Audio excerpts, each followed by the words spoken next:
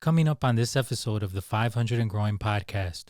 My coaches were mocking me. Yeah, making fun of you. And again, I'm still thinking like, I did this because I actually believed in this and I thought it was right. Yeah. And so now I'm being punished and I'm being called out for or being ridiculed for standing up for what I believed in. And so Randy Maguigad,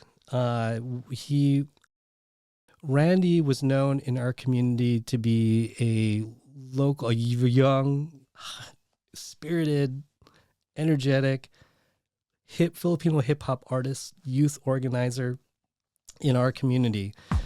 After my surgery and really kind of putting in question my mortality, like I sense that my next stages of life needs to be, I'm at the point right now in my life after sitting in that dark room, I've just opened the door and I'm looking out.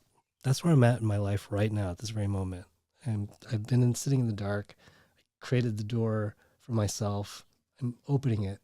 And now I'm just kind of looking at it and I'm saying, someone's offering me something that's very prestigious and it's gonna pay a lot of money. And then the other road is the unknown. It's like, but it's yours. What's up, everybody? A free and really impactful way to support the 500 and Growing podcast is to follow on Spotify or Apple Podcast or your preferred podcast platform. Another totally free way is to subscribe on YouTube at the 500 and Growing channel. You get to see the episodes a week after the audio podcast has been released. Remember to like and review. Send this episode to somebody that you love that can grow by the powerful experiences you learn about. It helps us delivering high quality, engaging stories of guests who are typically people who live outside of the 9-to-5 and choose to cultivate their passions while reaching for their highest potential. So if you're enjoying the journey of the stories we feature on the 500 and Growing podcast, hit that follow button, subscribe on YouTube, and help us grow. We appreciate every single one of you, and thank you. Enjoy your episode. 500 and growing. Podcast. Dedicated to the underdog, cause I see you. Working on your craft, getting strong, cause I see you. Ready to set it off and on, cause I see you. Correcting all that is wrong, cause I see you. Cause I see you. I see you. I see you.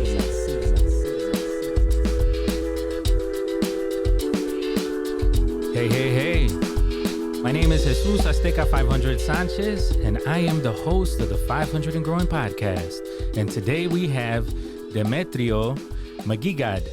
Perfect. And Demetrio Maguigad is one of my friends that we've grown up together. He's a little older than I am. He's always been involved in media. He's been involved in music, in art. Like we're kindred spirits in a sense. He's the person who convinced me to get a Macintosh computer for the first time, and after you go Mac, you never go back. And I'll be the first to testify to that. But Demetrio is a person that has done a lot in his life. He's also faced a lot of challenges.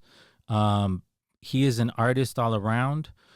He is a social mover and shaker, a person who leads by example, a person who is really rooted in the Filipino culture and has taught me a lot about the similarities between Mexican culture and Filipino culture. He lived in Little Village for a while. So, he was also a fellow Little Village resident. And man, good energy anytime I hang out with him. And so I definitely want to give a big round of applause to Demetrio Maguigad.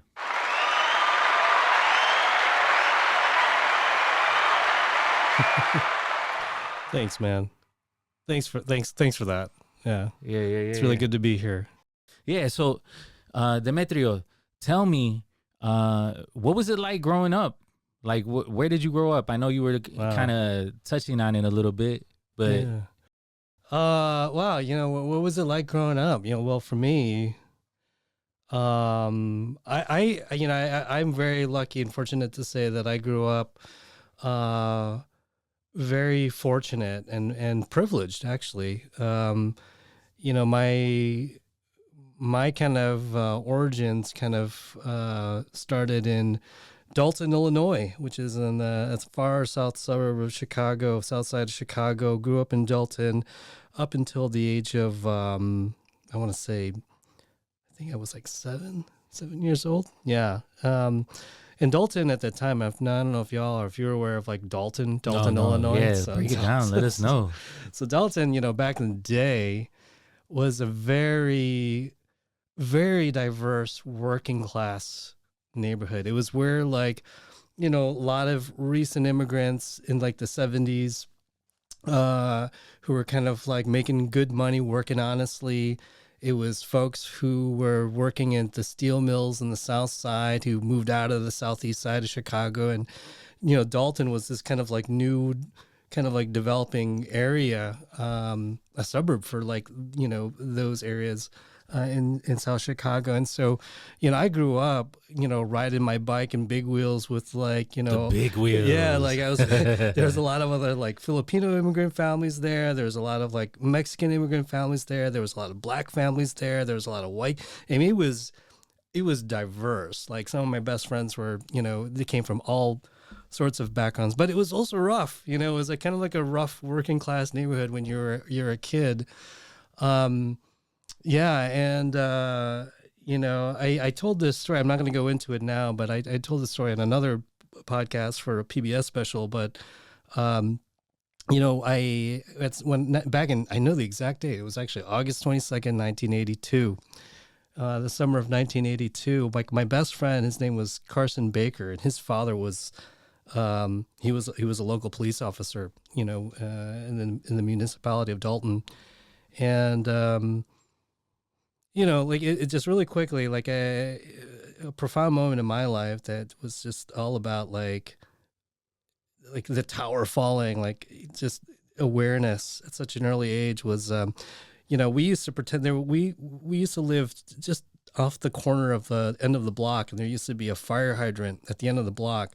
And all of us kids would get together, we'd ride our big wheels or bicycles in circles, and then we'd all pretend to go to the fire hydrant pretending it was like a gas pump, so we'd go pull up and pretend it was a gas pump and then go back to like our little, let's go. Zoom. Yeah. And on August 22nd, 1982, like there with my friends and we were doing the same thing, and we just kind of started rolling down. And my friend Carson Baker, he was a little bit younger than I was. He was a young, beautiful black boy, my best friend at the time. He started rolling towards the fire hydrant, got there, and I see this like it was just yesterday. It's an image that I kind of see very clearly. But all of a sudden, out of nowhere, like this big yellow station wagon was screeching down the road and crashed right into the fire hydrant. And the only thing that I remember seeing was his body flipping over the station wagon and laying on the floor. And I was right behind him, like on my way to that fire hydrant. Yeah, it could have been me. But yeah, just like seeing his body like on the ground. I was like 7 years old. Gosh, I don't know how graphic I could get here. I didn't get this graphic in the other podcast, but I just remember it's like seeing his body like lifeless and a big hole in his head, and I literally saw his internals coming out, and wow. I remember seeing his blood spilling on the grass, and I remember thinking as a kid, like, that's not blood, because blood was supposed to be red, but it looked more like a molasses. It was like this dark, Yeah.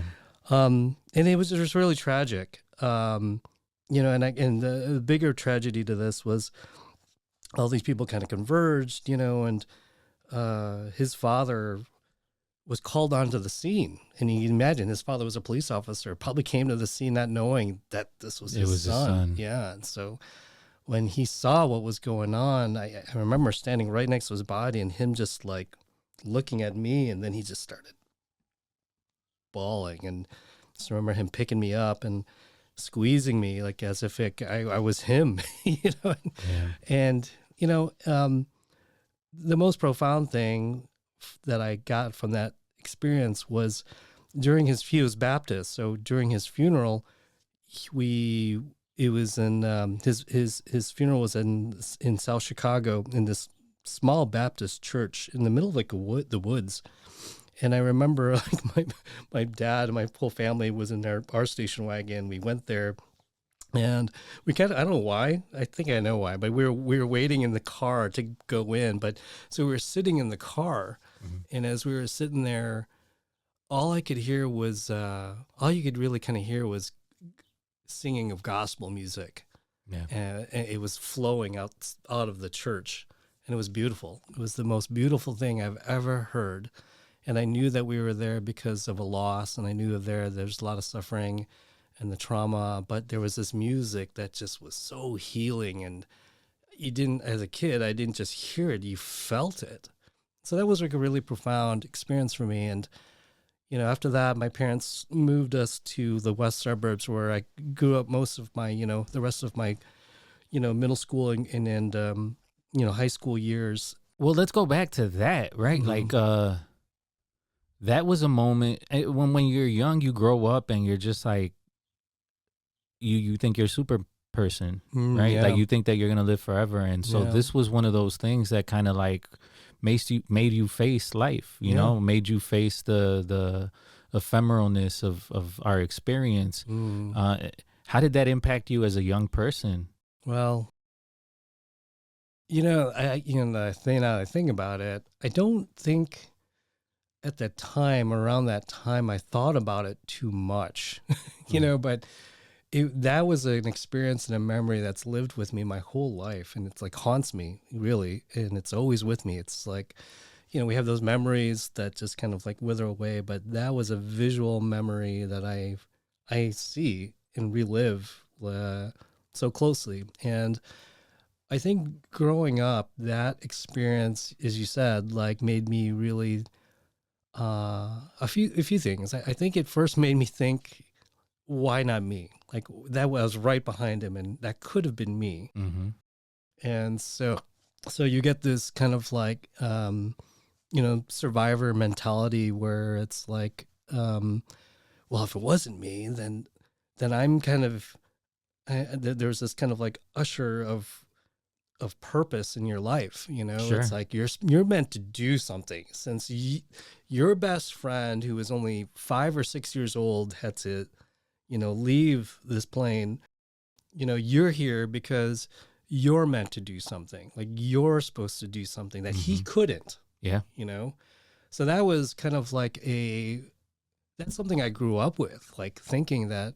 And so whenever I pursued something, it was like, I used to go surfing, and it was almost kind of like, you're always looking out for like the best wave. You're looking at it like, which one you're going to ride. And when you find the ride on that wave, like you ride it, like you do like the best you can, like you prepare for it, but you just flow into it, and you take it out as far as you can. Sure. And I've never said that before out loud, I think. But, that's really kind of how I viewed life, really. Is when it's like you never know when you're gonna go. There's some of us who are lucky to kind of have this decision or choice, but for most of us, we don't really know or have that choice. Yeah. The choices that we have now is how we live our life now. And so I've that memory has always been this sort of like Etched. It's been etched in my brain. That's always kind of called me to always do your best. Yeah. Always seek meaning in something. Always, pursue something. Never be complacent. Be grateful for what you have and this time you have. In the hardest times that you could experience in life, there's always going to be someone that has it harder than you. Yeah. So I grew up with that sort of like thinking. Yeah, and that had to have been impactful for you as far as like being a young person and like thinking this, because when you're a young person, you're egotistical usually. Yeah. Right. Typically, it's like everything that I want, I want the new Hot Wheel or the big wheel. Right. And so it's just like, wow, the fact that you have to face this as a young person definitely molds you into the conscious human being that you become, right? Like I got that from my mom passing away, right? Yeah. Because people used to pass away around me, but it never really impacted me. And when my mom passed away when I was 26, it was just like, whoa. And it makes you realize, be grateful for what you have, right? We just recently in the family had a family member pass away, my tío Pepe Toño. And my tío Pepe Toño, you know, you understand and you appreciate what you have, right? You kind of reflect on yourself and you're just like, man, I'm glad that I get to see my daughters. I'm glad that I get to live this life. I'm glad that we're having this conversation right now. And I think that this podcast is one of those things that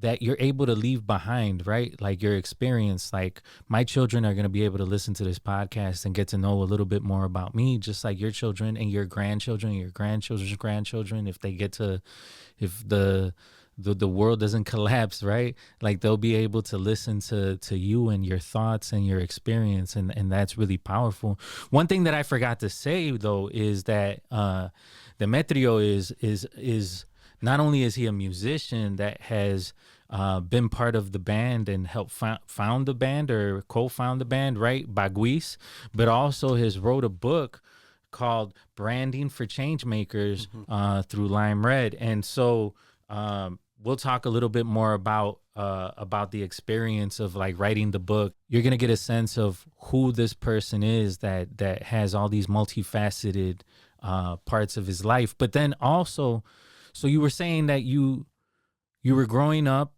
you saw your best friend get run over by this yellow truck, and then you moved. Where did you move after that? So after that, my family moved to like the west suburbs, and this was like unincorporated, like Burridge, and like that was like a whole new adventure. It was wild, like growing up, because I moved from like the South Side, Chicago or Dalton, and very still very urban, to when we first moved there, we were the first house that was built in this unincorporated area. And so it was all forests. It was all woods. Wow. And it was right by the old Joliet prison farm. And so when I was a kid, like my brother and I used to go to the old abandoned Joliet prison farm, and we used to see some crazy stuff, just walking in the woods. But that was so great for me, I think, because I think after the incident, and I think for a very long time in my youth, like I was very aloof, because I guess like to me, like I really kind of lived in my own headspace, and things to me, I guess, now that I reflect on it, was things weren't as in what things that were important to my siblings weren't really that important to me, because I guess at that time, like I felt like it was just like that's like a very little thing, like we grew up with like a lot of racism, because when we moved to the west suburbs, it was mostly we were the only, one of the very few, like, Asian families, one of the very few families that were, of color and predominantly white middle class. It wasn't like working class anymore. It was like white upper middle class. And that was a very different environment. So, and what was that like for you to grow up in that? And what was it like for your parents? Because, I mean, not only are you suffering this, right? But like your parents are also, having to deal with this negativity. Yeah. I mean, from what I can infer from what you said, as far as like the social status and the type of people that live there, like you were kind of a sore thumb. Yeah. Well, I think I can't speak for my parents, but I think for them it was like, they were living like the immigrant American dream, which was like, work as hard as you can and to make a life for you and your family. And that's all my parents did, was just work. They worked. And so I'm a product of like, our generation, where I grew up with my parents never kind of being around, you know? So that's why I was always going out to the woods or the forest, bringing home like snakes and turtles and like bones and like artifacts from the Joliet prison farm. But I think for them, like, all I could know is like they really kind of work. But I think for my siblings and I, like, it was really difficult. Like we like racism was like in our face, it was trying to fit, a square peg into a round circle. Like Yeah. that was the kind of struggle and life, and always telling ourselves like, this does not work. This does not fit. We don't belong here. That was like the narrative, primarily for my siblings, and they would always like fight back. They were the ones who were always fighting back, standing up for themselves. But for me, I was a quiet kid. I was like really in my headspace most of the time, just exploring, wondering, creating things and exploring things. And that's how I was. I always like, and then going out to the woods to really kind of like see what this thing called nature was all about. And at a very early age, I just felt a really kind of deep connection with that. But I think that also helped me deal with a lot of the racism and discrimination that like we experienced growing up. Because again, for me, it was like a big deal for them. But for me, it was like, oh, it doesn't matter. Like, they don't know what they're talking about. Like, what they're saying isn't important and is irrelevant and doesn't matter in the end. Mm-hmm. So at a very early age, I was already thinking like, there's something deeper here. Mm-hmm. There's something more mystical. There's something more spiritual. There's something more bigger than me. And I found that going and walking into the woods as a kid growing up, up until like I was like in high school when I eventually moved out and moved back into the city. I think it was like 18. And that's kind of like what it was like growing up. It was hard, but because I became so ambitious with things regarding like my athletics to art to music. Like a lot of that sort of kind of picked up when I started going to high school. High school is where I really kind of started becoming my own and I started meeting people that were aligned with what my interests were, and were fighting the system in like a very different way. It was like, it was kind of like a quiet thing, or it was like, we're building our own thing. Like one of the greatest things growing up in high school was starting a punk band. And that was one of the most amazing things. And then having the right mentors in high school that believed in me and then gave me the resources to do things I never thought I could or knew how, And that's what it was like in high school. I went to Lyons Township High School, which again was it's affluent. It's a very well-to-do, had really great programs. And I'm so grateful that I actually had the opportunity to go to school there because of its resources,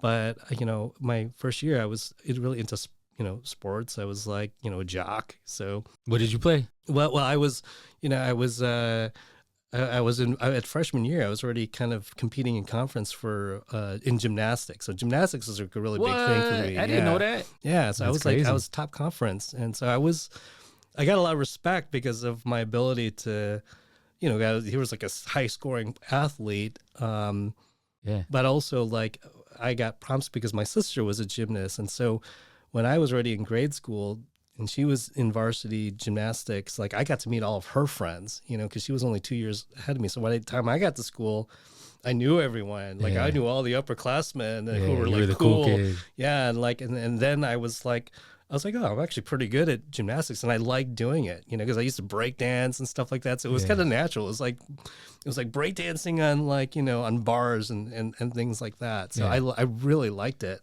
but I quit. Because there's another story. I don't know if I'll get this accurately because I'm going to revisit this from memory. But the reason why I quit gymnastics, even though I was a top, competitor, the coaches loved me, and the team loved me and depended on me. There was a rumor that was going around our high school that one of the security.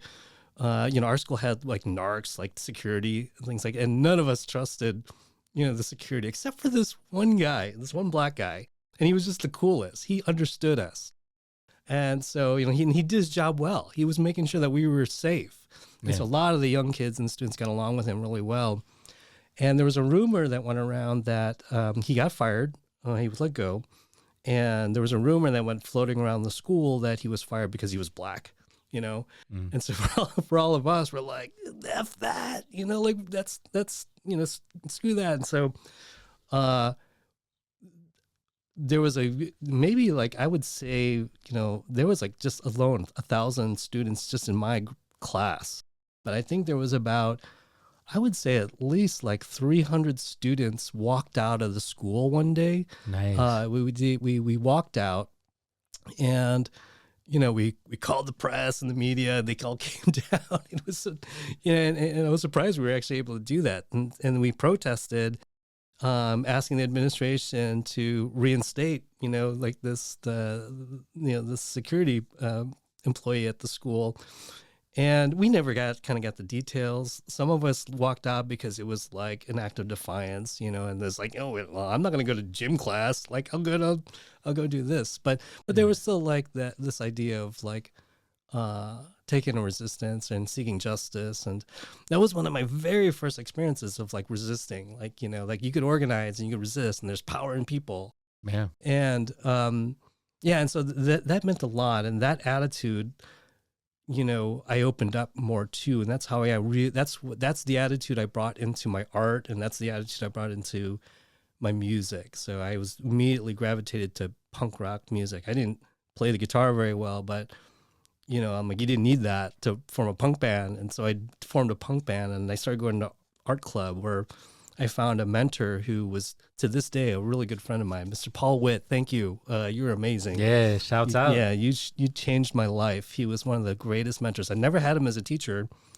but he was the, head and sponsor of like the art club and a bunch of other clubs he invited me to. And that really kind of opened my eyes to like, a lot of different things. I'm like, what? Like, what's silk screening? He's like, here, this is how you do it. So, okay, I'm going to make stickers and t-shirts for my band. And he's like, like, how do you make jewelry? And he's like, oh, here's like a leather thing. And, let's make jewelry to kind of raise money. And so it was like a very DIY kind of ethic, very punk rock. And that sustained myself into my early 20s, where I really kind of took this idea of like music making and defiance and that sort of culture. I was so embedded and invested in. Just like I said earlier, it's like, when after my friend Carson died, I always believed that like when you see that wave coming and you're feeling it, you're going to ride it. You're going to ride it out as far as you could.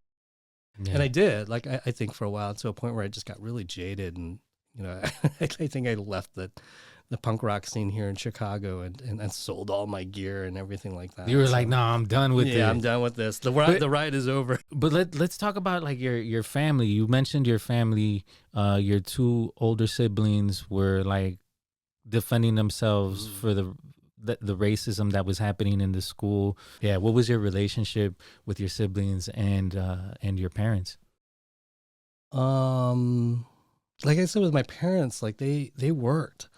My mom, my dad worked from like the typical 9 to 5, but he would leave early because he worked at St. Anthony Hospital here in Little Village for Village. Yeah, for like I think like 30, 40 years, or something like that. For many years, he worked in St. Anthony's.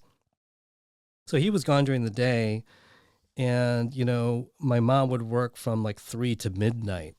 And when my dad would get home, he was a radiologist, so he would oftentimes just go into his room. I don't know if he would tell us, he's like, I'm reading x-rays, but he would just go into his room and just do whatever he wants. So we were kind of left to ourselves. And so my older siblings, my oldest sister Donna, was the one that really kind of took care of us, and she kind of raised us. She was the one that cooked. She was the one that made sure that we were getting our stuff together. The older one usually gets that. Yeah, so that was Donna, and then I had Zandra and Suzara, and Zandra, growing up, her and Donna were very close because they were, I think, only like a year apart, or maybe even less than a year apart. So they were really close growing up. They were like, they went to everything together, and then I had my sister Suzara, who was a little bit closer in age with me. Like we were buddies, kind of growing up, and then I had a younger brother, Jake, and I think I think growing up, we were just kind of left to our own devices, and had all this time and space. And, but one thing is for sure, like, I'll be honest, like, most of my relationships with my sibling was not good. Like we just kind of, we didn't mesh well. Yeah, we didn't really kind of mesh well. My sister Sarah and I, we always have, because we were just close in age, but you know, Don and Xander had each other. Jake was kind of like the youngest one, so he was always like the baby. Sarah was kind of the middle child, and then I was kind of like this black sheep who always did everything that, you know, You weren't supposed to do. that I wasn't supposed to do, Especially like when you're living the American dream, right? Yeah, so I was that kid, and my parents were like, yeah, we'll help you with school as long as like you either become a doctor or a lawyer or this or that, and it's like, nah, that's not me. And what was that pressure like? I mean, that had to have been really significant, and not only that, like to define that, to tell your parents like, no, I'm not gonna do that. Yeah. Like I would hide things from my parents. Like I would hide them when I would get, like when I think it was my senior year in high school. Like I would hide or not tell them that I got a scholarship for this, or I got accepted to that program to study physics or science. And I didn't tell them because I wanted to go to art school. I wanted to study art, or maybe not even that. I just did not want to. And it's interesting because, again, I think it's that like defiance that really kind of pushed me more than like the logic behind things. Because to be honest with you, like, I like science. I was good at it, and I was really curious about it, but I just didn't see its role in the life I wanted to kind of live or kind of explore. Well, you're an artist, right? Like, I mean, you create a whole, I mean, you created a CD, right? You wrote a book, every time that our lives have intersected, you're doing something creative. And so that line of thinking is completely different from like being, I mean, I would say maybe different from being a doctor, right? A doctor, although there is like some strategy and some thought in it, it's not like you're creating like you would. Yeah. I think my ideas about that have changed. Mm-hmm. It was, to me, it was just so, it was either this or that. It was either art or like this or science. And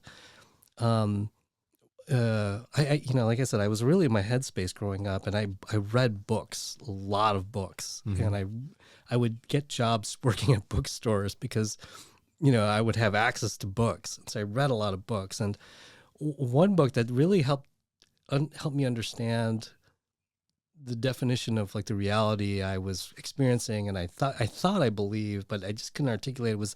There was this book called oh gosh, what is it again? The Parallels of Art and Science, and it was like this book like this thick. Okay. And it was an amazing. I read it, front to back cover at least 3 times, and if you look at my copy, there's like notes all over it. Nice. And but what it is, it's a work of nonfiction that looks at art history, but overlays it with the history of science. And the author, I think Dr. Wolf, what is his name? But he talks about how the movements in science and the movements in art were parallel to one another, and the questions that both artists and scientists were asking in these periods of time were literally the same questions, but the way they were interpreting them or they were exploring them was very different. Like this idea of like Picasso, like looking at like higher dimensions, and like how is it that like you could see like all sides of a face on a flat plane. But that was really kind of the same thing like Einstein was talking about regarding like relativity and like and quantum mechanics. And so that book like was like wow, like it ties these two things together, and there's no more conflict in me. It's not like either art or science. It was more about, here are ideas. Here are sets of ideas and fields of work that are asking the same questions, but getting different perspectives on it. Yeah. You could see it from this way, or you could see it this way. And so before I read that book, I was only seeing the world in one way. And so now that really kind of opened up my thinking to say, D, you need to start looking at the world from different perspectives, because it's going to give you a bigger truth about the reality that you live in. So that's something like I've always pursued, is like this idea of perception, identity, and how is identity related to our perception of reality and consciousness and our spirituality, and what do we do with that? You know, that's always been something that's really kind of guided me. And it's been through my music, it's been through my writing, it's been through my theater, it's been through like my design work, and even through my strategy work. Like I see all these different aspects as it's all the same thing to me now. It wasn't before, but it's all the same. Like my strategy work is art, my art is strategy. My music is theater. My theater is like writing. And it's all kind of, to me, in my mind, like it's all the same thing. Yeah. And and that's really kind of helped me define like how to make sense of the world for me, because we're all probably guessing like you have like all these crazy ideas and I have to put them somewhere. So that's what really motivates me to create or to do things or try something different or do something different or new. I'm really interested in the new, like what doesn't exist that can exist. And when you were growing up, is there anything that you wanted to change? I know that you were talking a little bit about the racism, but anything in general like that you wanted to change as far as your outlook on life? Oh yeah, I mean, yeah, like and those were like the real things. Like I said, like I grew up kind of like resisting and embracing like defiance and punk culture, and and at an early age, like participating in like that protest, like in school. Mm-hmm. Growing up, I went on to like, really, I would, when the Ku Klux Klan rallied at the DuPage County courthouse, I was there. Like I wasn't a part of any sort of organized group or anything. I was just like this young punk kid who said, F that, like you don't deserve this space, and growing up, like those are things I was always trying to change or resist or fight against. Like that's where the defiance came from. Like the need for change was always trying to figure out, or at least resisting. Mm-hmm. But at that early age growing up, I really didn't know because I didn't know. I didn't have like Marxist theory or or social theory and a lot of these things. All I knew was like that's like racist, that's backwards, and that's wrong. Yeah. And I'm going to fight that. I can't articulate why, but I know in my heart that that's not right, and I want to change that. Yeah. So, and I guess like when the opportunities came for me to be able to learn more, like, I was a book reader. So that's the first way I was able to kind of change is knowledge, Mm-hmm. And then seeing out like mentors, like, Jen's dad was like a huge mentor to me. Like he was someone like who met me where I was at, was always there to be supportive, to answer questions, to always tell me sometimes like, I don't know the answer to that. Let's figure it out. Yeah. And that's what I mean, like meeting me where I'm at. It wasn't him, making something up and saying, this is the truth. Yeah. He said like, well, let's figure out how to seek the truth. Yeah. So that's something like when it comes to change, it was always knowing the boundaries and always having that sort of moral sense of things. But for me, what was always important was how do you do it? How do you measure it? How do you make sure that it happens?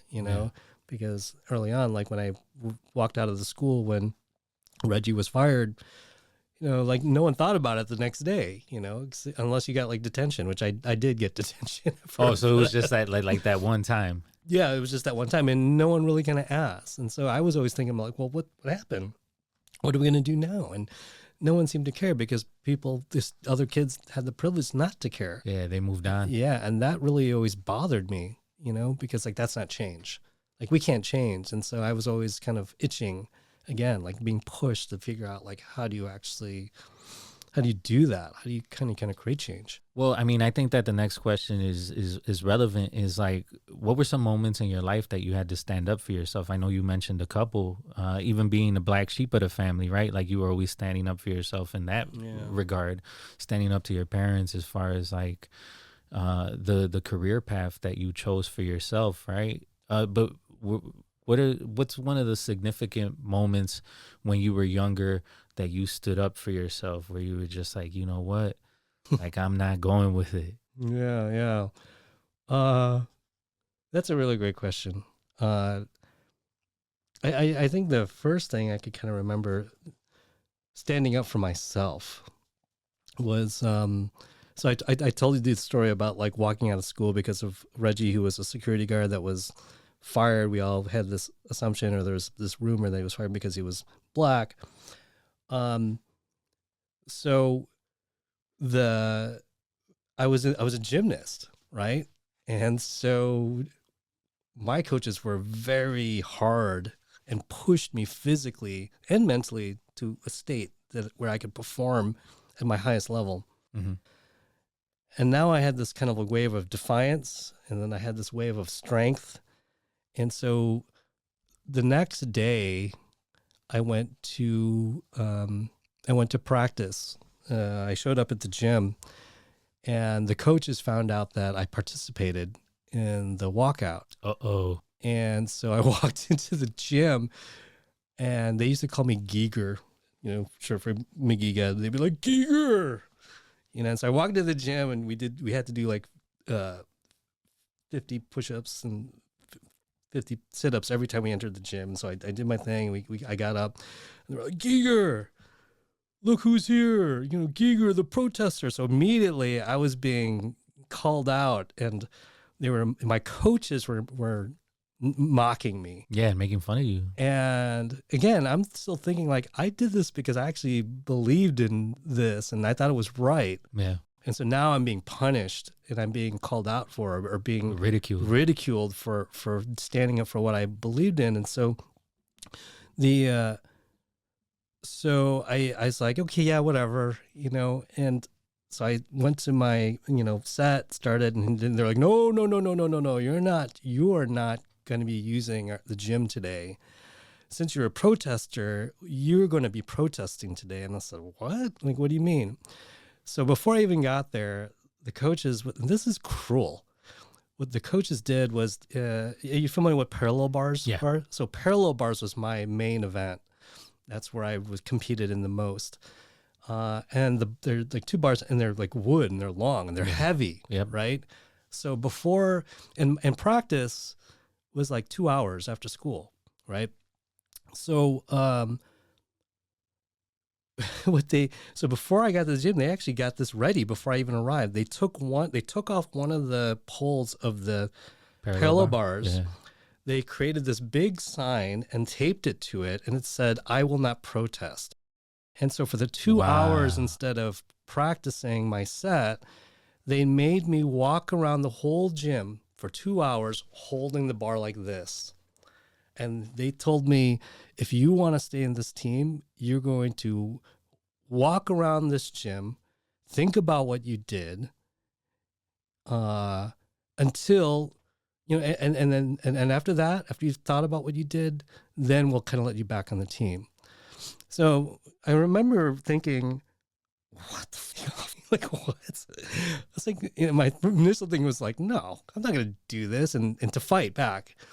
But then something in the back of my mind said, you know what? They think you're weak. They think you're not going to be able to do this. And they're going to have more control over you. So instead, what I did was I said, okay, I'll do it. So I walked around the whole gym for 2 hours holding this thing saying, I will not protest.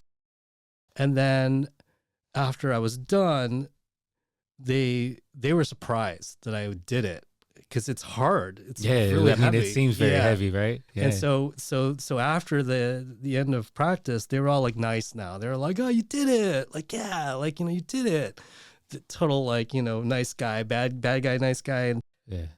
And so right then and there, I was like, yeah, I knew I could do it. I'm capable of doing it. But then I quit. So I quit the team like right then and there. Yeah. And they were shocked. I could imagine like they probably did this with a bunch of other students and stuff. But well, I mean, the other thing is the vantage point that you have, right? Like I imagine through what you've told me about your history or in your past and the environment that you were in, is that everybody else was white. Yeah. And so there's that level That's of right. like, of white white power struggle Yes. or like the dominant culture being Yes. like, you're going to do this and we're going to make you do this in order to be part of this team. Yes. And so there's exactly that it. layer of that. Yeah, it was exactly that. And so when I quit right there on the spot, I was a little sad because like I really liked and I was very good at it, but I knew I could not do it under that sort of power structure and I knew that I would never be my greatest Yeah. under that.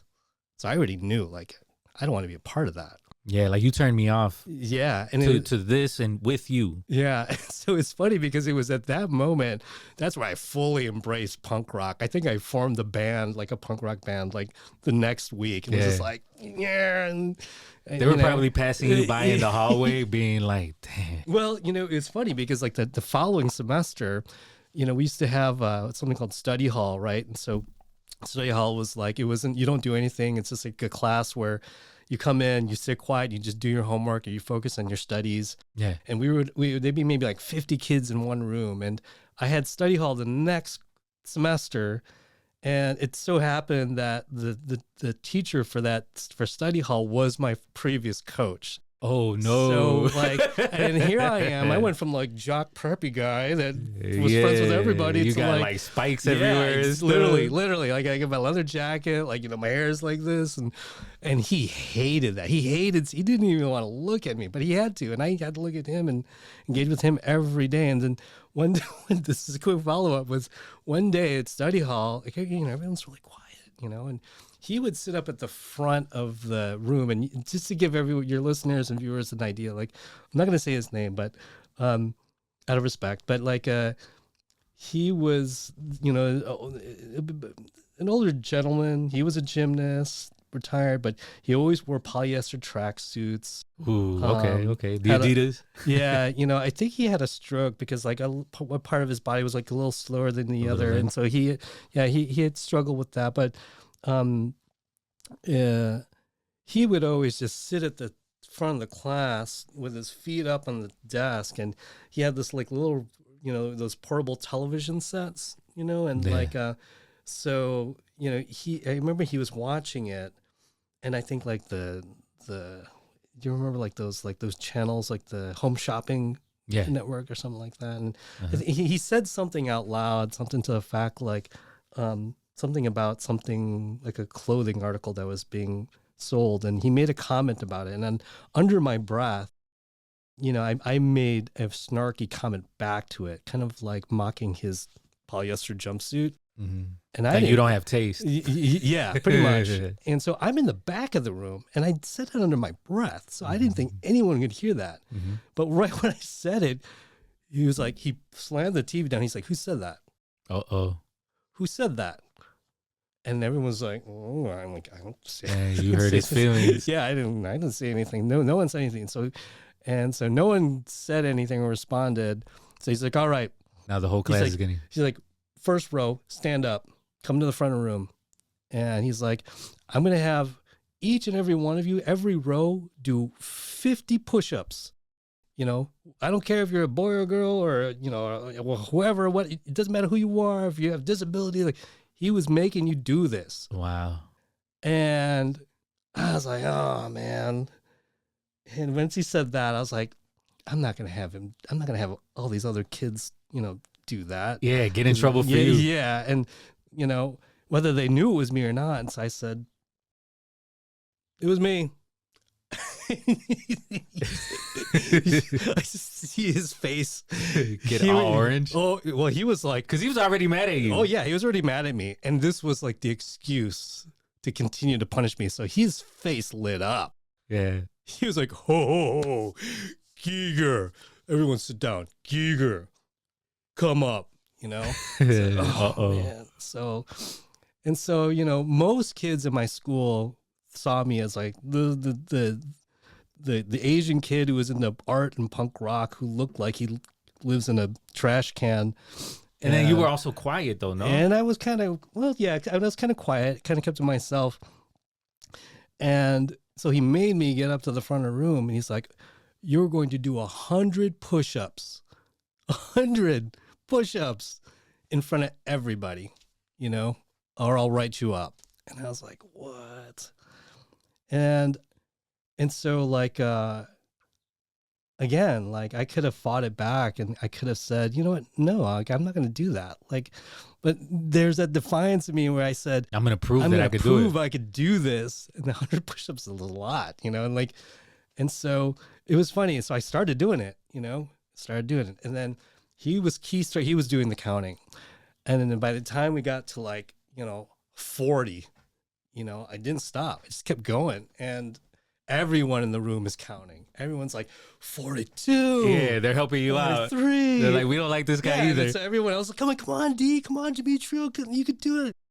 And I thought my arm was gonna fall off, and so at 50, he stopped me because he could literally see I just was not stopping, but he could see like he's like, oh, if I don't stop this kid, like I might be called into the station for child abuse or something. Yeah. So he stopped me at like 50, and then he and everyone cheered. He's like, all right, that's enough, and everyone cheered. You became the hero, dude. Yeah, and it was funny, and so it was like a John Hughes movie. He kind of looked at me and he was like, oh, you did it. You did 50. He's like, I didn't think you were gonna be able to do 20, 25. I mean, you did 50.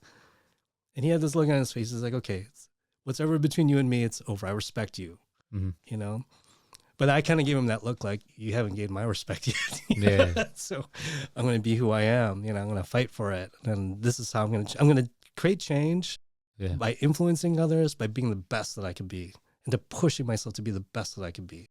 And if I die trying, or if I fail, then I know what my limits are. Yeah, you got grit. Yeah. So that's how I was going to, that's how I approach things, and at least I try to, and now I'm getting older, but that was like how I approached everything that I did, and how I explored things kind of growing up and everything. But that was a moment where that's what I learned. That's how I learned to stand up. And the other thing is that you were doing it with the power structure, right? No. Like you were doing it, you were calling truth to power. Yeah. That has to be scary. I mean, as a teacher, when we would go on strike, like you have teachers that are just like, I don't know, I don't feel comfortable like walking out, and you have to like Jedi mind trick them to be like, look, we all do this. They can't stop it. Yeah. Right. And so it's like I think that we're conditioned to follow the rules. Yeah. And when you don't follow the rules, it's like a whole nother way of thinking, because these things have been set for you. Like you dress like this, you act like this, you do this in this case. And so as a young person, to be like, no, I'm not going to follow the rules. I mean, even just being in punk, right? Like that was anti-establishment in itself. And then to do this had to have been profound on your life.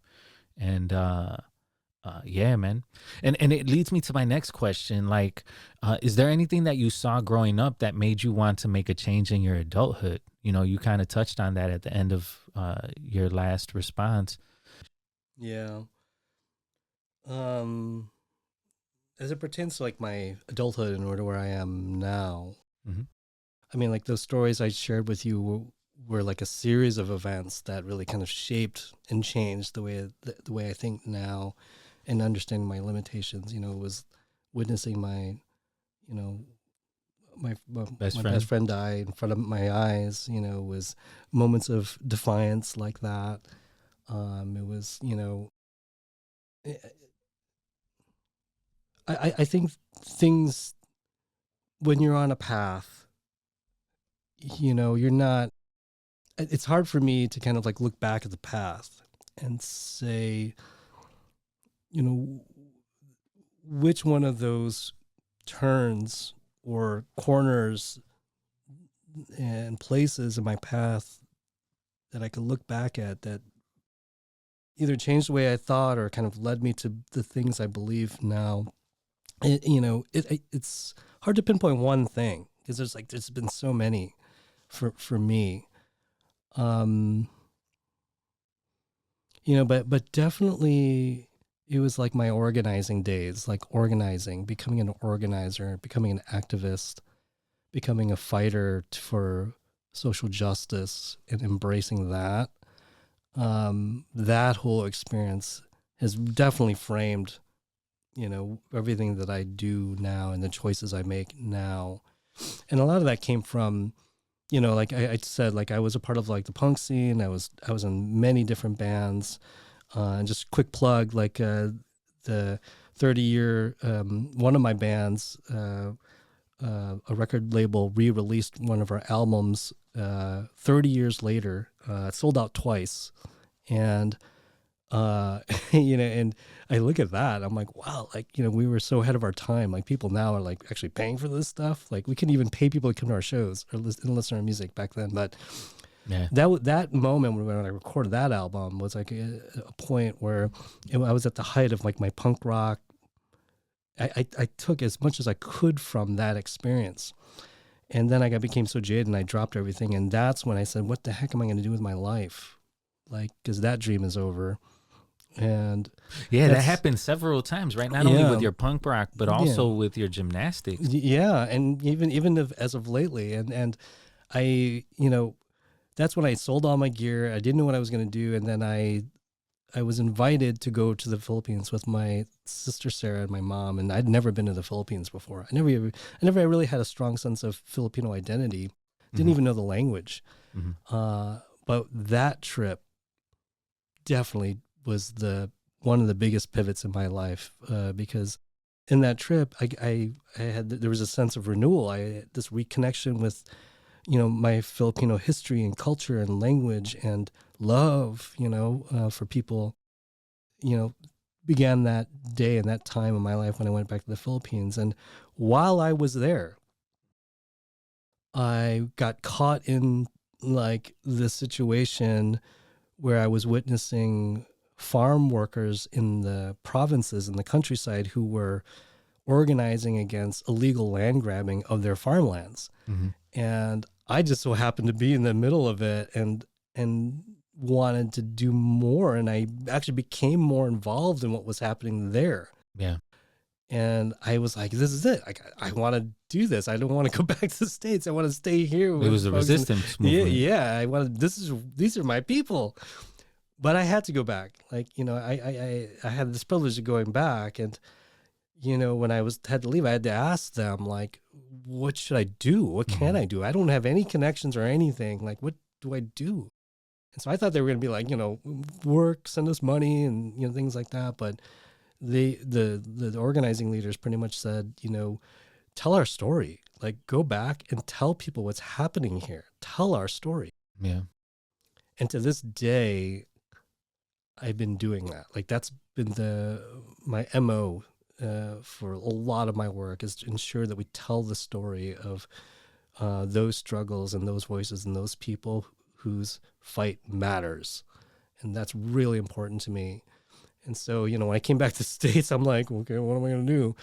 But it was like, then again, I got into that flow. It's like I met this person and I met that person. Then I met Jen and then I met this person. And then it all started coming together because I had this kind of blind faith of just following and letting things happen, but also activating it, being willing to act on things. And that's how the whole, like our organizing days from like, the CPI, LFS days, starting up the Albany Park Neighborhood Council in Albany Park, creating Buckwheat, all of that for me started at that moment where I came back and I said, I need to connect with people who are down with this. And I want to collab with them. I want to work with them. I want to organize with them. I want to create with them. And so I did that for years.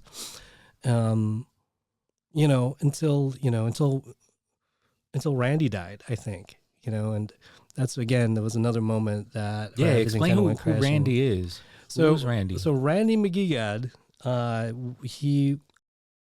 Randy was known in our community to be a young, spirited, energetic, Filipino hip hop artist, youth organizer in our community.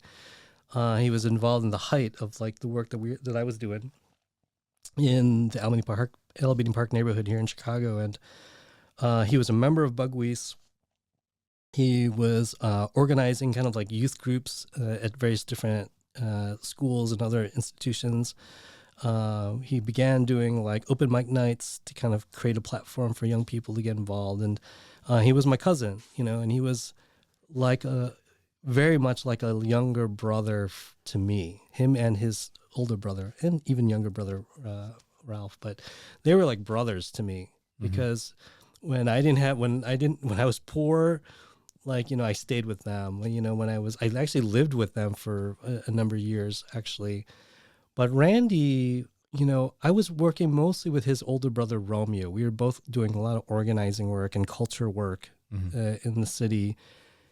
And Randy was still young. I think he was like 12, 13. He was always older than he was, though. Like, yeah. He had a spirit, an older spirit. Oh, yeah. Yeah. But, he was like a runt, and he was kind of like, he saw me and his older brother kind of like organizing, holding down these meetings in the backyard and all this other stuff. And Randy was like this runt. He was maybe like 12, 13 years old. And, back in the day, in Albany Park, there were a lot of rival Asian gangs in Albany Park. Yeah. They were like full on brawls in daylight, like, right off of Kimball and, like Argyle. And, it was a real problem in our neighborhood. And so organizing was really important. And the cultural work they were doing was really important to kind of like, bring the anxiety down. Yeah. But not quell, but it was more like, let's take that energy and put it into something else powerful. Yeah. Like, you think that's power. That's not how it works. Like, our goal was to try to move power in the right way. Yeah. That was our organizing work. And we mostly did through culture work. But yeah, so Romeo was, he was kind of doing like stuff that was just not, that was not healthy, that was dangerous. And so I got him to be more involved in the organizing work. And so he took it to like the next level. He got it right away. He was a quick learner. He liked this sense of empowerment, and he was very good at what he was doing, organizing other young people. And so we had been doing this already for like a couple of years. And Randy was always just kind of like his little brother, you know. What I'm imagining is Randy seeing the transformation of Romeo, now that I know a little bit more of the story, of like him witnessing someone like gaining consciousness, and gaining a sense of self. Yeah. I'd like to think that, but, what I think was Randy saw that, and I think he saw me and Romeo working very closely together. And again, I was like much older than Randy, but he saw his older brother working with me and being very excited about the work that we're doing in the community. And I think he felt left out, actually. I think he felt like, why am I not there? Or they don't want me there. Or I'm not, maybe he was thinking, maybe I'm not worthy enough to kind of be there. And so he was just always like the younger brother who was just like, stay out of our business. You won't understand, not like that quite, but that was maybe what he was thinking. I don't know. But what I did know is that one day, I knew he's 12, 13, like that's an age in the city, right? As a young man in the city where you become like a target, it's like either we get him or they get him, That's when I met him. Yeah. And so like Romeo, his older brother, called me once and he was freaking out because he had told me that Randy had stolen his dad's gun. And at this time, I already knew that Randy started rolling with some dudes I'd never met before and were much older than he was because they were held back. Yeah. And their family members, were banging in the community, know? So I knew of that. And, but I learned that he had taken his dad's gun and he was going to do something with it. So I said, fuck. Okay. So I had to call Randy. I had to go and talk to him. And I said, what are you doing? Like, why did you take your dad's gun? And what are you planning on doing with it? And he's like, yo, D, like, I'm scared. Like we got like folks like, he's like, I'm not banging, like, but there's these other, folks, they're coming up on us, and like, I'm scared. Like, I gotta protect myself. And I remember telling him, like, listen, like, that's not how you do it. Like, that's not a way I think we should do it. But I told him, I said, listen, I need you to return that gun. I need you to go back, tell your dad you took his gun, and give it back to him, and tell him that I know that you did this and that you told me this. Okay. And if you don't do this, I am going to tell your dad that you had taken his gun, and he's going to confront you about it, or he's going to do whatever he wants with that knowledge, out of respect of that's your family. Like, this is your son, and you need to be aware of it. So knowing Randy, so what does he do? He takes the high ground, right?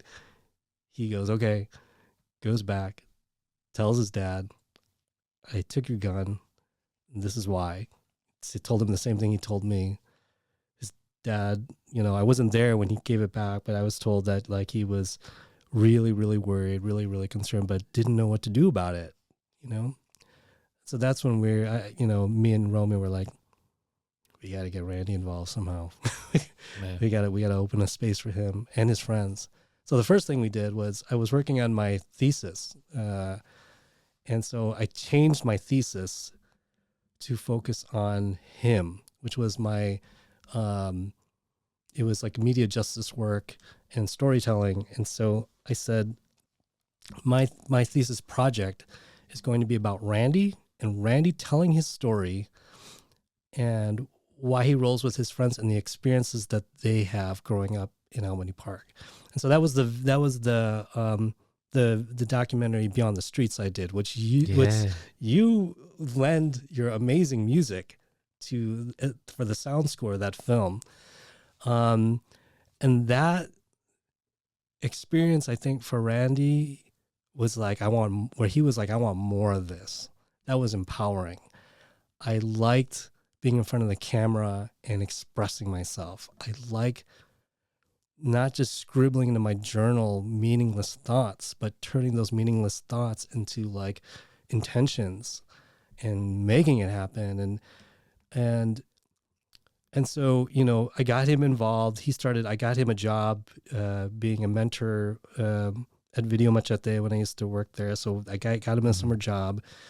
And then Bugwees was starting to perform a lot more. And so one rehearsal, I was like, we were covering a song of another group, the Pinoy group from the West Coast. And there's a part where there's like this rap part in the song. And we were like, Randy would be perfect for that. Let's invite Randy to wield the mic on this track.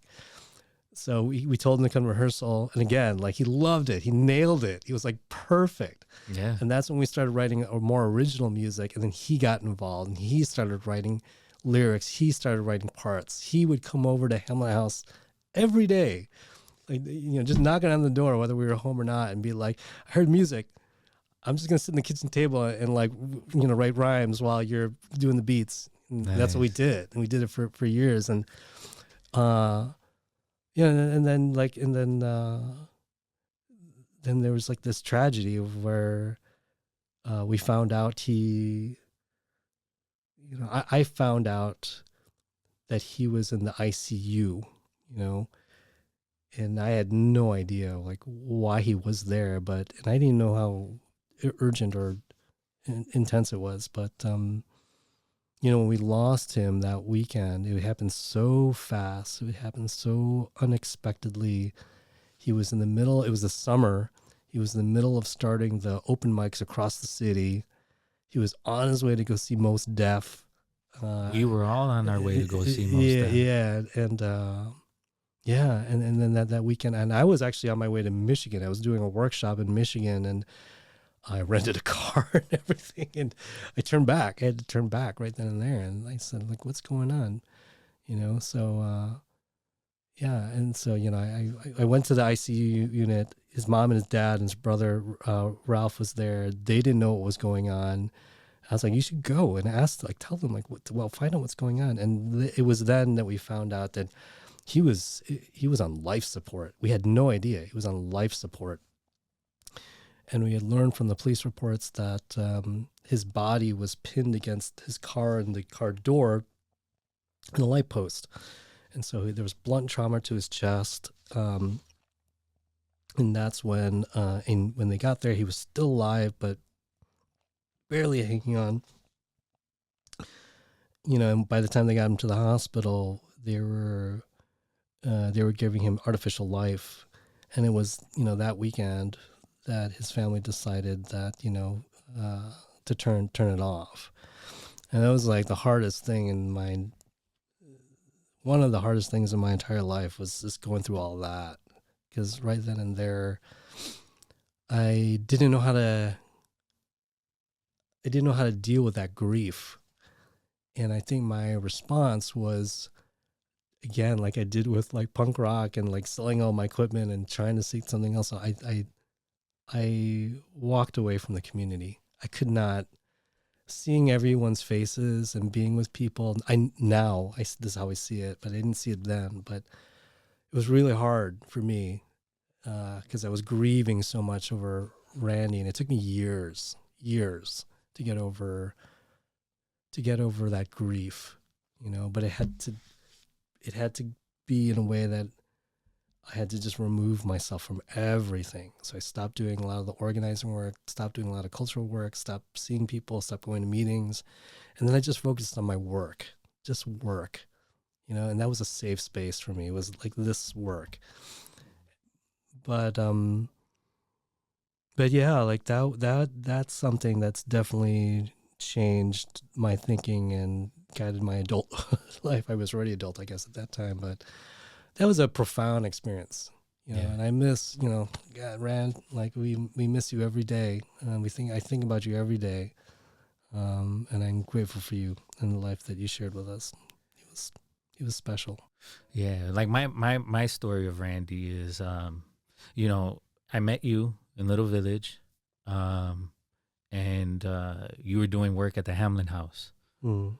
And so the Hamlin House, for those that don't know, Jennifer is the first guest of our second season. She talks about founding the Hamlin House of like this cultural space that was needed. And now we know why, because of what was happening in the neighborhood. Mm. We would do Kali in the backyard.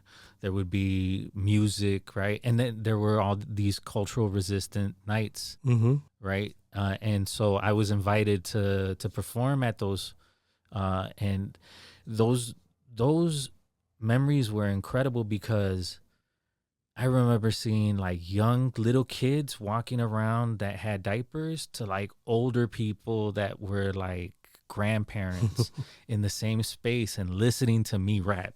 Mm. And being like at the end, being like, yo, that was dope. I mean, they Yeah. wouldn't say dope, but they would be like, yo, that was cool, dude. I like what Yeah. you're doing. Yeah. And so Randy and I connected through hip hop. Yeah. And Randy was like always, I since I was a teenager, I always invested in like recording equipment. And I was privileged to be able to sit with kids from the Art Institute that were like recording music, and I knew exactly what equipment I needed, and I knew that I needed an interface instead of like a whole rack of all these different machines, right? Mm-hmm. And so I got it, and I was able to record music from when I started recording music. I never went to a studio. I always recorded in my own. And Randy was always like, Jesus, when are we going to record a track, bro? And I was always like, later, Randy, we got time. We'll do it later. And so every time I ran into Randy, like I knew he was gonna ask me, and I was always like, I'm real busy. Like right now, I'm doing this, or I'm performing, or I'm going then like I'm going to school or whatever. Right? Like life was always kind of capturing me in that space, and so I always replied Randy with like, we'll get it done. We'll get it done. So the other thing I remember about Randy is how incredibly like vibrant he was. Yeah, it was infectious. I had a job where I was going to do like work with youth to be able to have them record like radio soap operas, and I asked him to join because he was in between jobs, and I was like, yo, they're gonna pay you, but he was just like, nah, that's not really what I'm about. Like I'm trying to run those programs. You know what I'm saying? And I was just like, okay, I see you, Randy, I see you, but man, when are we gonna record? Randy, we got it. All right, I got it. Let's set it up, and it just never set up. So then we end up all going, and we're gonna meet in Marquette Park to go see Mos Def. You know, and Brother Ali was performing, Mos Def was performing. Iman was the one that was, it was called Taking It to the Streets, and they were having this festival in Marquette Park. So we were like, yo, let's all head out. So everybody was calling everybody, and we were like, all right, we're gonna meet. Like, let's figure out where we're gonna posse up. And I went to go to the concert, and then I came back and I heard the news, right? And so one of the biggest lessons that I learned through that experience is that let's do it. Like when you came into my mind as being a guest, I was just like, we got to do it. Right. And not stall on it. Like, yo, let's do it today, you know, because you never know what life has in hold for you. Right. And it's something that we're going to talk a little bit about, hopefully, if you feel comfortable talking about what happened just recently. Right, where you're kind of faced with like your mortality, and you're just like, damn, I gotta focus on things. But Randy, I was grieving so much because of that. I felt really guilty because he was always asking me to record, and I was always like putting it off to later. And in my mourning process, what I did was I took my easel. I had images of him, and I painted him, and I'll probably put it up so that people can see the painting. And it was my grieving process, right? I put some of his lyrics on the painting, and I made a really nice copy of it for the family for a service. I was gonna give them like roll it up and give it to the family. Yeah. And I went into the service, and I felt like it wasn't good enough. Like the copy wasn't good enough. And I had it in the trunk because I had just picked it up because they had just made the copy of the print. And I went back to the car and I got it, and I presented it to the family as like, you know, I could have Randy in my room. I could probably hang him up here, but you're going through a grieving process, and I need you. I want you to have this so that you can remember him. And so I gave it to them. And just recently, you know, after I left teaching, I was just like, you know what am I going to do? You know, like this is kind of like a fork in the road. Like I'm not feeling this anymore in my heart anymore. You know, like I'm not present, and it's not fair for me, and it's not fair for them. And I decided to start a business where I was just like, you know what, like I'm going to make they're called memory portraits. And after everybody that's passed away, that's been super important in my life, I've created a memory portrait, and I've presented it to the family ever since Randy. And so he's changed my life, you know, like, and like I said, he's one of those people that started believing that we could change the world. Yeah. And he felt it. And it's infectious, right? And it's needed. Like that energy is needed because, there's a certain point where you grow up and you just like, you see that you put all this energy into things, but things just end up the same or things get worse. And you're just like, man, I just had a conversation with Pastor Phil, and one of the things that he said at the end of the interview, if you want to check it out, it's the last episode 4 of season 3. Pastor Phil says, Jesus says, and he does like a hip hop church, right? Called the Firehouse Community Arts Center. He says, Jesus says, let the poor walk with me. And he's like, not let the poor walk with me until the 80s when poverty is solved, but let the poor walk with me now, which means that poverty is going to exist forever. And that blew my mind, dude. I might have not heard it in the interview, but when I was editing the interview or editing that episode of the podcast, like, I was just like, damn, you're right. Like, poverty is always going to exist. There's like certain things that you could do to better it. But when you grow up and you start seeing the Matrix, you're like, I could change the Matrix. The Matrix is going to change. As long as we get together and we change it, we're going to change it. And Randy's energy was like that. Yeah. Randy's energy was like, yo, we're going to change the Matrix. Yeah. And I think that as older people, we need to hang out with younger people that think that, so that you could remember and stop being as jaded as you become through the lumps and through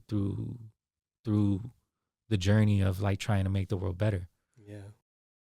Yeah, for sure, man. Like, and the orientation that that people like Randy and myself and folks in our collective worked on was like, is this idea that like, if you want to change the world, you have to start with yourself. You have to change yourself. You have to change everything about yourself in order to influence and change the world outside of you. And one of the things that I struggle with these days is that, like, because of the internet and social media and a lot of these other kind of platforms and channels, sometimes is that, change or ideas and realities are so accessible, and then when we don't see something that we don't like, or when we see something that is unjust or something that's wrong, it's literally almost like, there's like this glass screen that keeps us from like touching it or changing it, and we feel hopeless or helpless sometimes, I feel, and one thing that Randy and I would think about and talk about was just when we check in with one another. It's like we go like this and we say, what can we change just within this space, as far as my hand could reach, what can I change? Because I can't immediately go to the Philippines and like smack like, a fascist over the head or something like that when I see something, or I can't like, I can't do something immediate, but what I can do is I could change at this very moment anything within this space. I could change the way I think. I could change the way I feel. I could change the way I move. And that's when you start knowing that becomes really powerful, It's this whole space is protected and has power, and Randy was really good at wielding that sort of power, because Randy was, I think, naturally like just like a lovable, charming young man, and he had this cool, man. He had like this charming, energetic spirit, like this beautifully positive spirit, and he used that in that realm. And it was amplified by his writing and his microphone. And it was perfect, because the way he changed the world was, if again we look at this, what can I change within this space? It was with a pencil and his notepad, and like you would think, words in itself, like thoughts and ideas, were like powerful, but then the mic became like the amplifier. His reach became even farther. Yeah. And that was the beauty and power of Randy. And it was always with positive, beautiful intention. Yeah. Everything he did. Yeah. Everything he did. Even complaining about like breakfast was like a delight, to when I was with him, I miss him, man.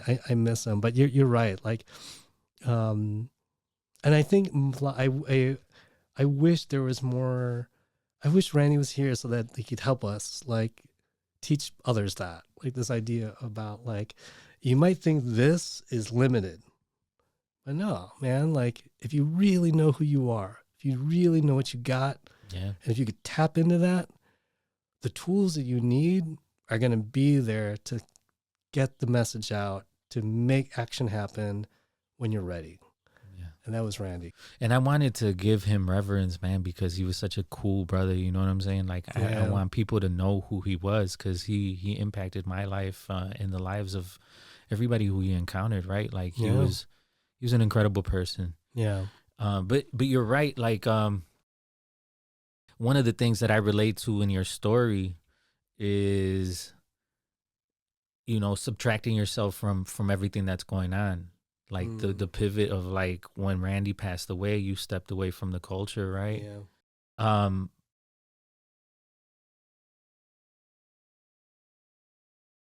I feel that as well. I've done that with hip hop.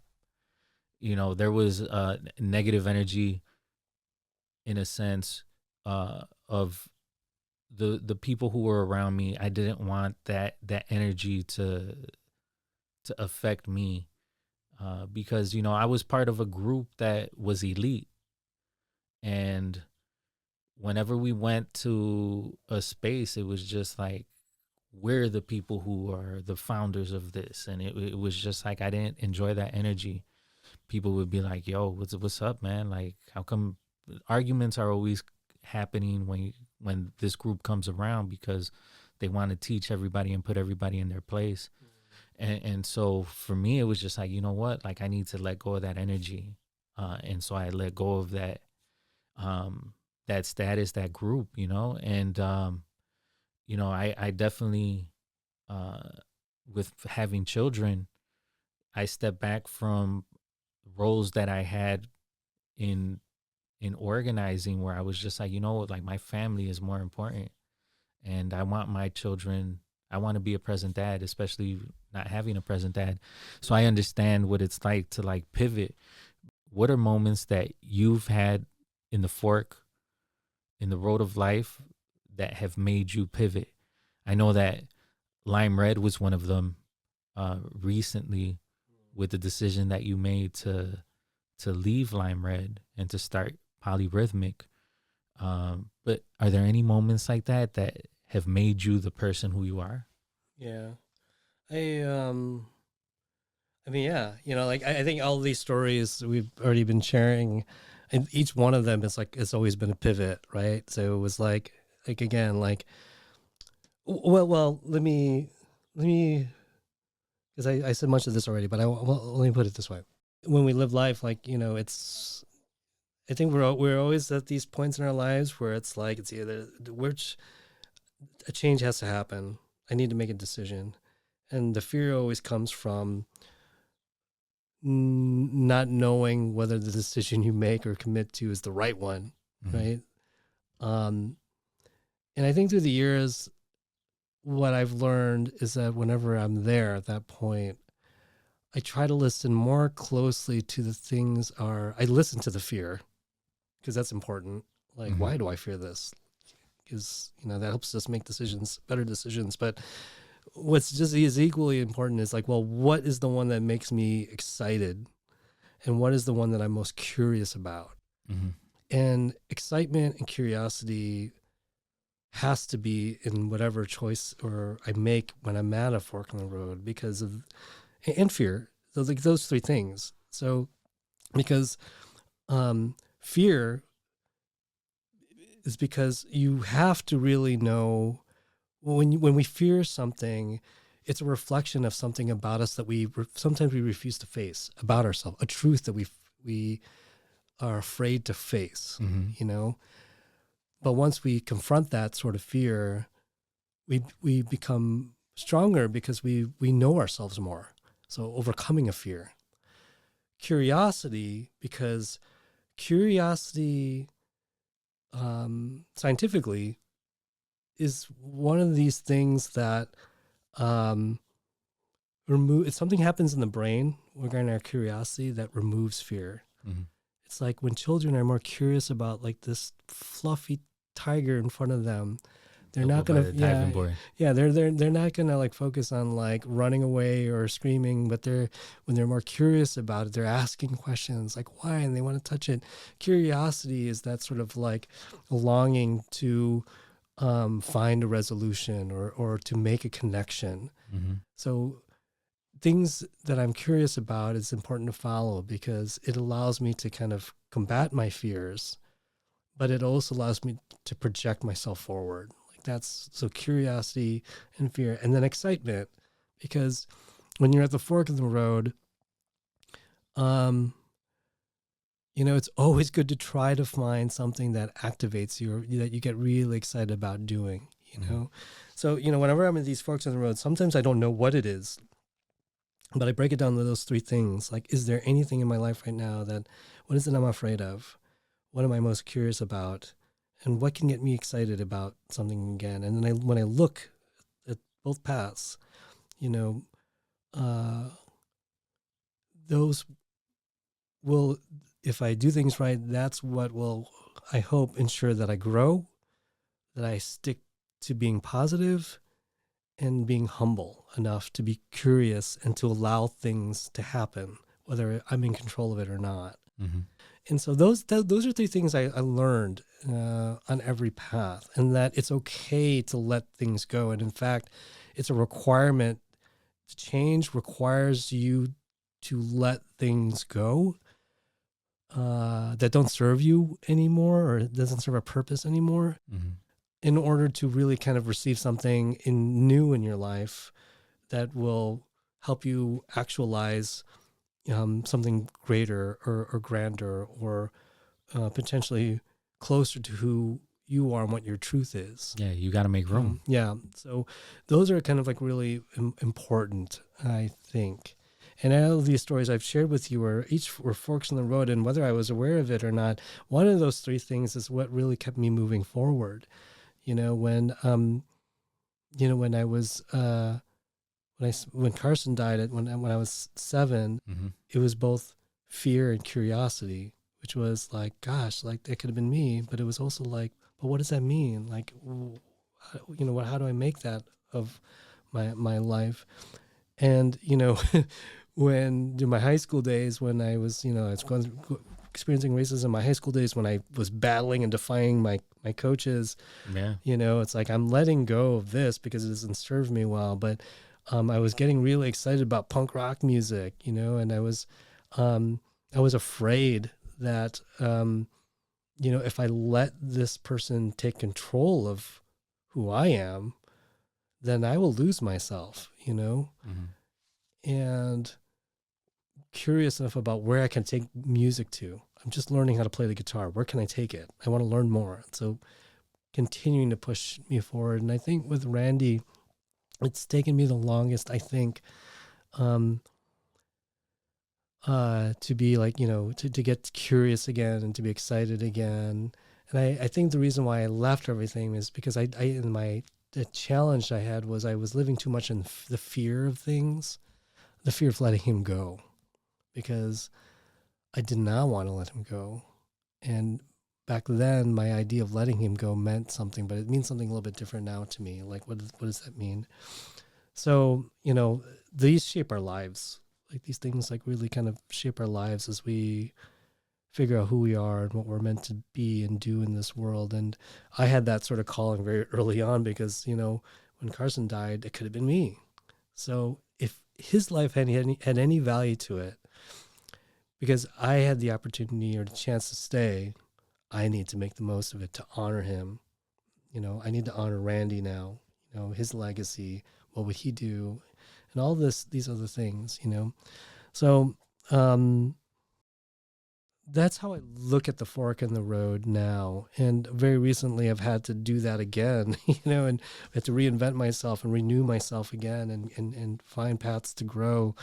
Because when I wrote this book, like I was with Lime Red for I think like over 10 years.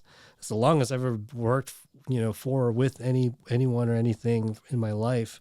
And Lime Red was like a very successful agency. We did things different, and we ran the business differently. And I was very happy with the work that we were doing there. We raised to very high heights regarding what agency can do, what design can do, what strategy and design can do together, and how we can make influence and impact on, the social justice, nonprofit, and even foundation and philanthropic circles professionally.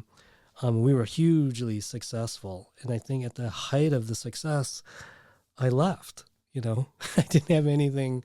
I just had this sense, this curiosity, this fear and excitement, but mostly curiosity and fear. I left Lime Red because I felt like I'm just getting burnt out.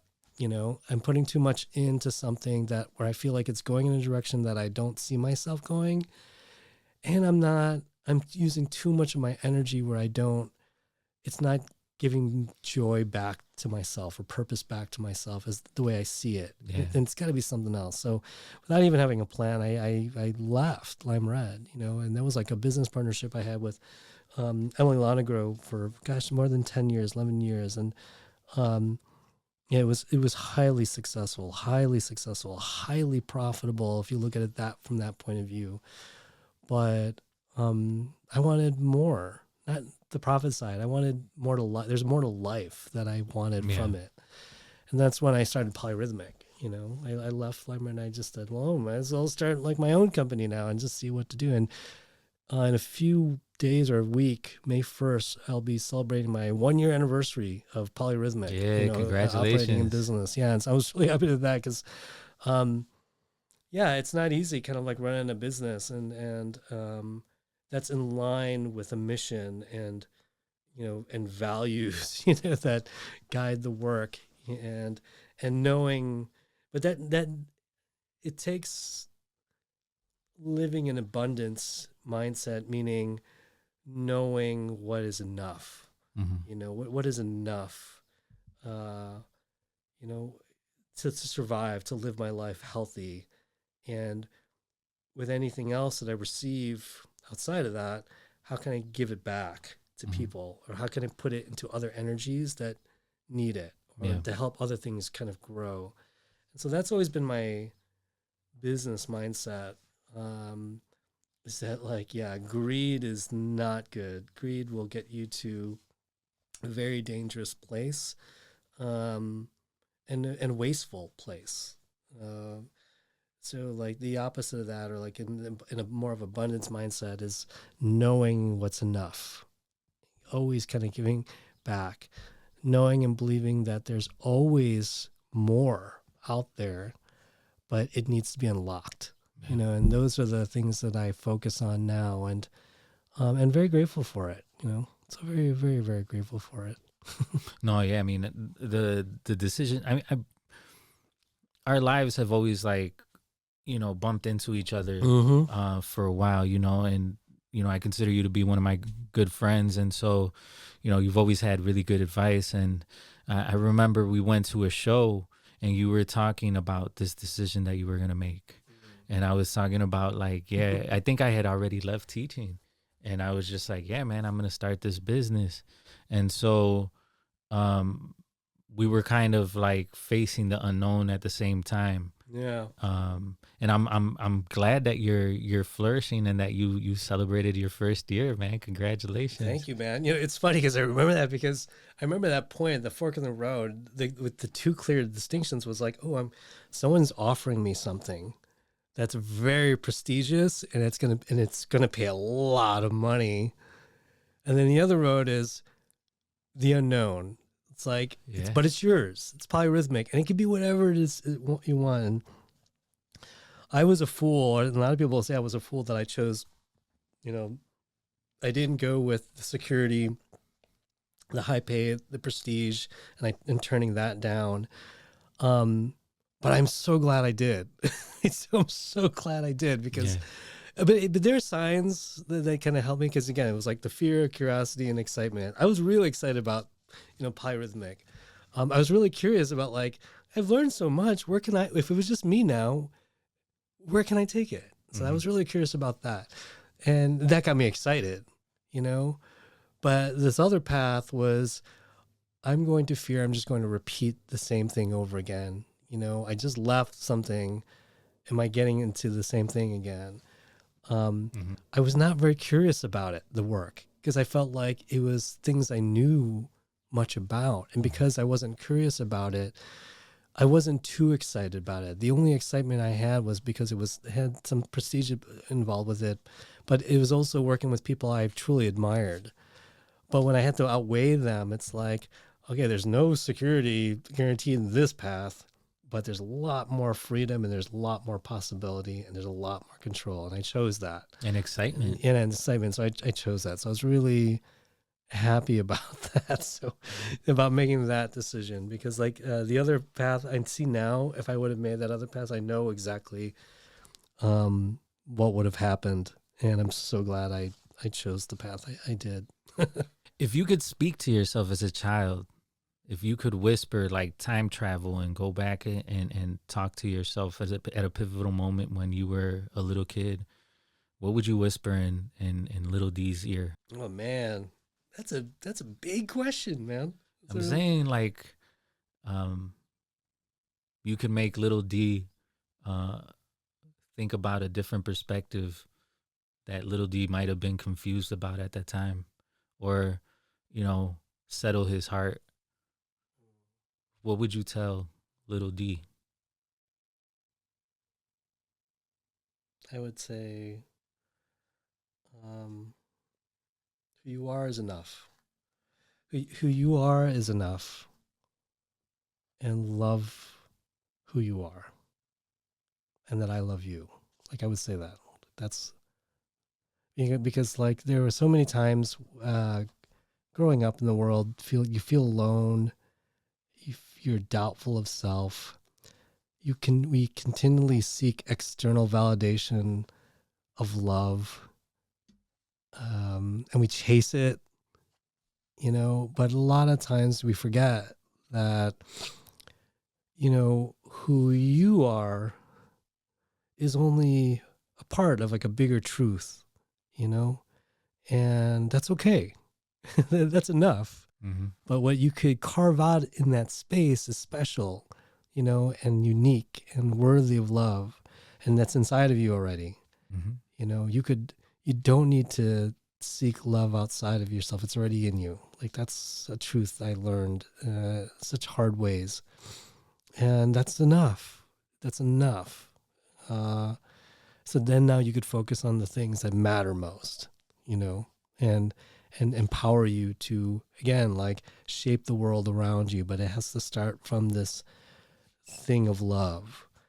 The most, important things that exist in this world and the most beautiful things that exist in this world are created out of love, anything else, if it's not created out of love or curiosity, it's created out of exploitation. Mm-hmm. I truly believe that. So everything that I do, it has to come from that. And so if I could speak to my younger self, I would start harnessing that energy a lot younger, because it's very powerful. It's very, very powerful. Everything we create in this world, everything that's the most beautiful things in this world is created out of love. And if it's not, it's created out of exploitation. And yeah, that's what I would say to my younger self. It's really interesting. Did I tell you about this? Like, I recently had a Reiki session. You didn't tell me about that. You know what Reiki is? Yeah. You know Sultry? MC Sultry? Yeah. Stephanie Cambia? Yeah, Stephanie Cambia. She for your listeners and viewers out there, like so Stephanie came on the mixtape, man, and she killed it, dude. Yeah. Like she was like, I don't know how to rhyme. yeah. And then like She just started scribbling down on her notebook, and she totally snapped. Oh, dude. she's always been amazing, like amazing, and it was always such a privilege, like performing with her, like when in the Bugweast days, and even now, and seeing her grow and support her work. Yeah. And I'm so grateful. Like, I recently had open heart surgery, and so it took months of recovery for me, and I'm still kind of in recovery. But she was one of those friends that came out, was like, you need some healing, and she's like, I'm gonna gift you a Reiki session. I'm like, okay. I'm like, I don't know what that is. I've never had a Reiki session before, and I didn't know what to expect. I knew it had to do with chakras, but I just wasn't aware of it. But I'm bringing this up because when she did the healing session, I kid you not, and this is, I'm dead serious. I had never had the most profound trip sober. Like, I thought I was like shrooming or something. I had visions when she did the healing. She covered my eyes, and she walked up my chakras, and during the whole time I was having these really intense visions that were crazy. And in my in that vision, okay, I gotta tell it real quick. Yeah. So she started at the root chakra, and then so I'm gonna talk about or share this as I saw it, because right after it happened, I sketched it all out in my sketchbook, literally, like right when we were over. And in a nutshell, like when I started waking up in this kind of other space, it was like I was hypnotized or something. I was in a forest. I was in this forest, and it was beautiful. It was bright. It was sunny. The leaves were kind of like rustling in the wind. The leaves were green and lush. And then I turned around, and my Lolo and Lola were there. My grandma and grandpa were there, standing like right here. And they were kind of smiling, but they didn't say anything, but they were smiling at me. And, these are my ancestors who came to me. And then at that point, I remember calling out for my dad. Actually, I was calling for him, but he didn't come. But instead, like, this lion showed up. A lion showed up right next to me, and it was like, it moved like this, and then it made me look forward, and then the forest kind of opened up into this sort of path. And so the lion and my Lola and Lola and they started kind of guiding me through like this path through the woods, and it was so peaceful. They were wearing all white, I remember, and then the trees were green. And then as the path kind of opened up, I started to see like this white, it was almost like a white cement or marble, like this open plaza, nothing else, just this big open plaza. And then this white tower that kind of went up. And I started walking towards it, and as the closer and closer I got, I noticed that there was like a little kid on a little bicycle, like riding in circles on the bicycle. And so I started walking because I thought it was Juno. And so I ran up to him, and then when he looked up at me, and he reached out his hand. He's like, come. He's like, play. He's like, play with me. And I realized it wasn't Juno. It was actually me. It was me as like a child wanting to play. It was like, play, let's have fun, let's play. And so we started playing, we started running around circles and things like that. And then Juno showed up. And so I was there in this space where I was so happy, and I was playing with my child self, and I was playing with my son. And, my ancestors are here, and there's like this legacy. And then I remember looking up, and then there was the sun, and the sun was, I felt the heat in the Reiki session. I felt the heat of the sun. And then I looked up back at the tower, and then there was this old man sitting at the top of these steps in front of this tower. And he looked like, a wizard. He had like white long hair and white long beard. And he was an old Filipino guy. And he was just kind of sitting there kind of peacefully smiling. And then I started walking towards him, and as I got closer, I was like, is that my other grandpa? I was trying to figure out who he was. And he started bawling, like laughing. I started joyfully laughing. And I'm like, oh, what's so funny? And I realized that old man was me. It was me, like, old. Wow. It was like this white hair and everything. And I was Yeah. like, whoa, like, I didn't recognize me, but I'm like, is that me? It's like, it looks like me. So I accepted that idea that it was me. And then he started laughing and being joyful and everything. And then I remember looking back, and then there was like just a sea of people. There was just like a sea of people, just all like, it was like a mobilization. You know, everyone's just like chanting. Everyone was in unison. Everyone was like positive and powerful together. You know, and then and then there was a few details to it, and then I looked up at the sun again, and then that was when Stephanie was like, I remember she was like tapping on my chest. She's like, okay, I'm done. Wow. And then she removed the blinds, and then it was in my studio, and so I had these big windows, and the sun was like right there. I'm like, that's probably why I was feeling the sun. But I was like walking out into this light, and I was like, wow, did I just die and like come back to life or something? Like, yeah. it was wild. It was wild. Yeah. It sounds like quantum theory or like, yeah, you know, some like multi-dimensional. I didn't believe it. I was, so like I'm laying there, and I asked, and Stephanie's like, you know, she's like, you know, so how was it? You know, I'm like, can I tell you what just happened? And I'm like, does this Yeah, how did she react happen? when you told him? When you told her? Stephanie's so cool. She's like looking at me. She's like, yeah, you know, everyone has a different experience. I was like, mine was crazy. It's great, dude. She's all cool, but she is too. She's cool. Yeah, and she's like, yeah, everyone has a different experience. She's like, but that's, you know, your ancestors came to you, you know, and like, and you went really deep. The one thing I will never forget, she said, is like, she's like, your crown is open. Your crown is open to receive, and you know, she's like, I felt it. You know, and I was like, wow, like I had no idea what Reiki is or was, but it turned me into a believer. I was like, okay, like that was something. And when you asked me, like, you know, we go back to our youth and this story of like, and it's so interesting because, you know, I told you this story about how I lost my best friend at the age of 7, and he was 5 or 6, and we were on our bicycles, you know, and then in my vision, like it was me like riding around in this circle. And the craziest thing about it, so this happened like a couple of months ago, right? So recently I just got back from Lisbon, right? And I'm not religious. I don't believe in like organized religion, but I believe in spirituality. I have respect for people's faith. But I'm a skeptic when it comes to like ideology. I really am. I'm a firm supporter of ideas rather than ideology. And I'll just say that.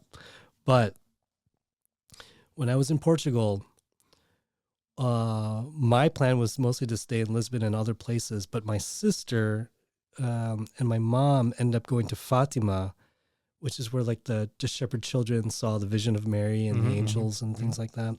So it's a very religious space. I was not planning on going there, but I decided to go there to meet my sister and my mom while I was in Lisbon.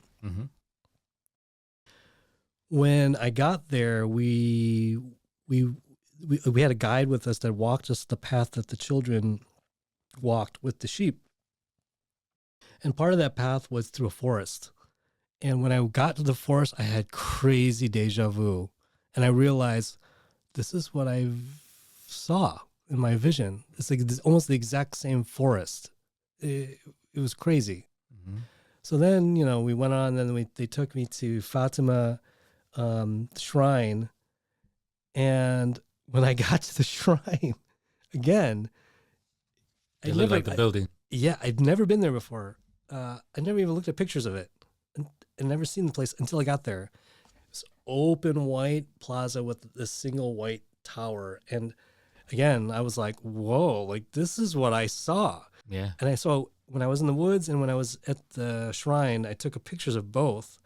And I compared it to my drawings I did a couple of months ago. They were almost exactly the same. Yo, that's crazy. So I'm kind of like, okay, why?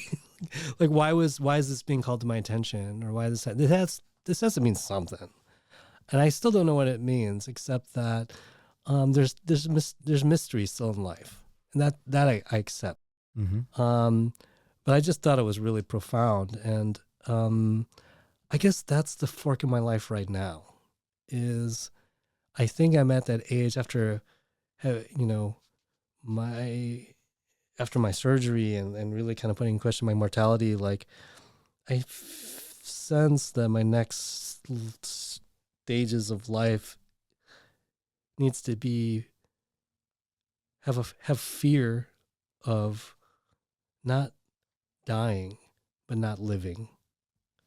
Being curious more about what is spirituality mean for me, and how I could use that in a positive way to influence others, and what can I create to get myself excited and to get other people's excited about living the moment that they have in their life.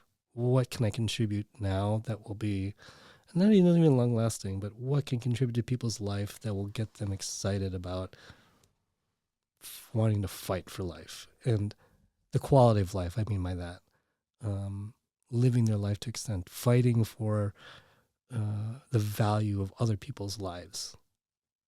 And that's something that's accumulated throughout my whole life, through loss and grief, to defiance, to the power of creativity, to power of self-love, to the unknown, and not being religious or ensnared in ideology, but being curious about ideas that could help us see things differently and do things differently.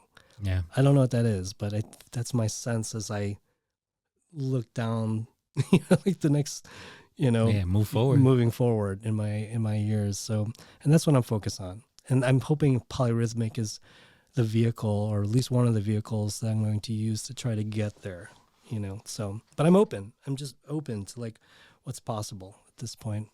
For me, I mean, I think that like kind of tying into some of the stuff that you said in the past is, when you talk to yourself as a child, the first thing is that I went to therapy, right? Like and I'm also part of the program. So I'm also part of AA, and those changes have been incredible and significant in my life. Like, no matter how I walked into the room, I'm so appreciative that I actually found the rooms, right? Yeah. Like, I'm such a better person. Like when you were talking about like your younger self and like learning, I grew up with like an insecurity of who I was because I was adopted, and so, there was also like, man, am I wanted? And so alcohol was one of those things that like took that away from me and made me part of a group. Like when you're sitting somewhere and you're like, hey, you want around? It's like you feel like you're part of a group. And so in the pivot of life and like coming to terms with who you are and like really valuing who you are and knowing that you're growing every day. Like when you had that vision and you saw yourself as an elder and you saw yourself as a child, like we are those people. And going to therapy, the therapist that I was seeing approach things.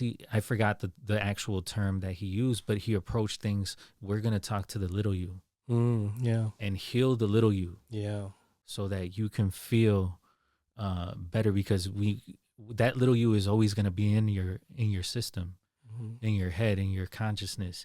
That little you is that little boy riding the bike, right? Like I imagine that must have been like crazy traumatic for you. Seeing yourself in that space and being like happy with yourself and just being like, yo, you're going to heal from this. You know what I'm saying? You're going to be okay. And then the older version of you having that like laugh that was deep and from the belly is like you seeing the life that you've lived and like being satisfied with what you lived. You mentioned three things. Three things I found out was, and I wrote a rhyme, and it's the last song on my album Firstborn is did you live your life to the fullest or did you hold back, right? Did you learn everything that you needed to learn in this lifetime? And did you leave something for the next generation or for somebody else to build on? And I think that, like I was talking to Pastor Phil in this last episode, I talked to him and I was just like, I think that, you know, when you die, you look at yourself in the mirror metaphorically and you ask yourself those questions. And if you're able to answer yes to all those questions, you're able to let go of this lifetime and just be like, man, I wrote this piece until the wheels fell off. You know what I'm saying? And I learned everything I needed. I got knocked. I knocked myself sometimes. But I got myself back up and we kept it moving. And so one of the things that my mom did was provide that for me, especially with the type of person that my dad was. She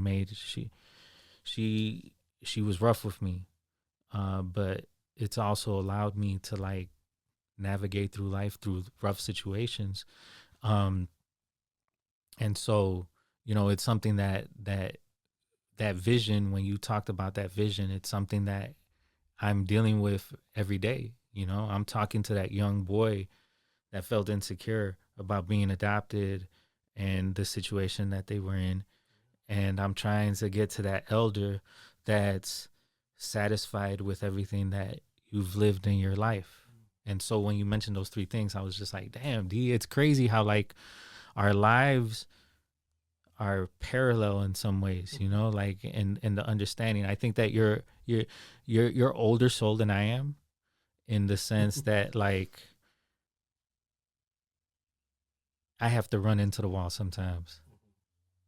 and I've run into that wall full force. I definitely run into walls, but hard. But I always see you like have composure. Like for me, it's like I get passionate and then like I just run into the wall and I'm like, damn, okay, I guess I can't run into that wall. Yeah, and then move to a different side. But yeah, man, I think that our lives have always had parallels, and one of those things that has brought me to love myself, to be comfortable in my own skin is the program, man. Yeah, because you deal with that ugly side of yourself. Yeah. It's also the crucible, which is that retreat, that men's retreat that's talking about religion, right? Like I'm not religious, but I went to this religious retreat of like hardcore people, or not hardcore people, but people that know that they're going to break you down in that retreat. Mm-hmm.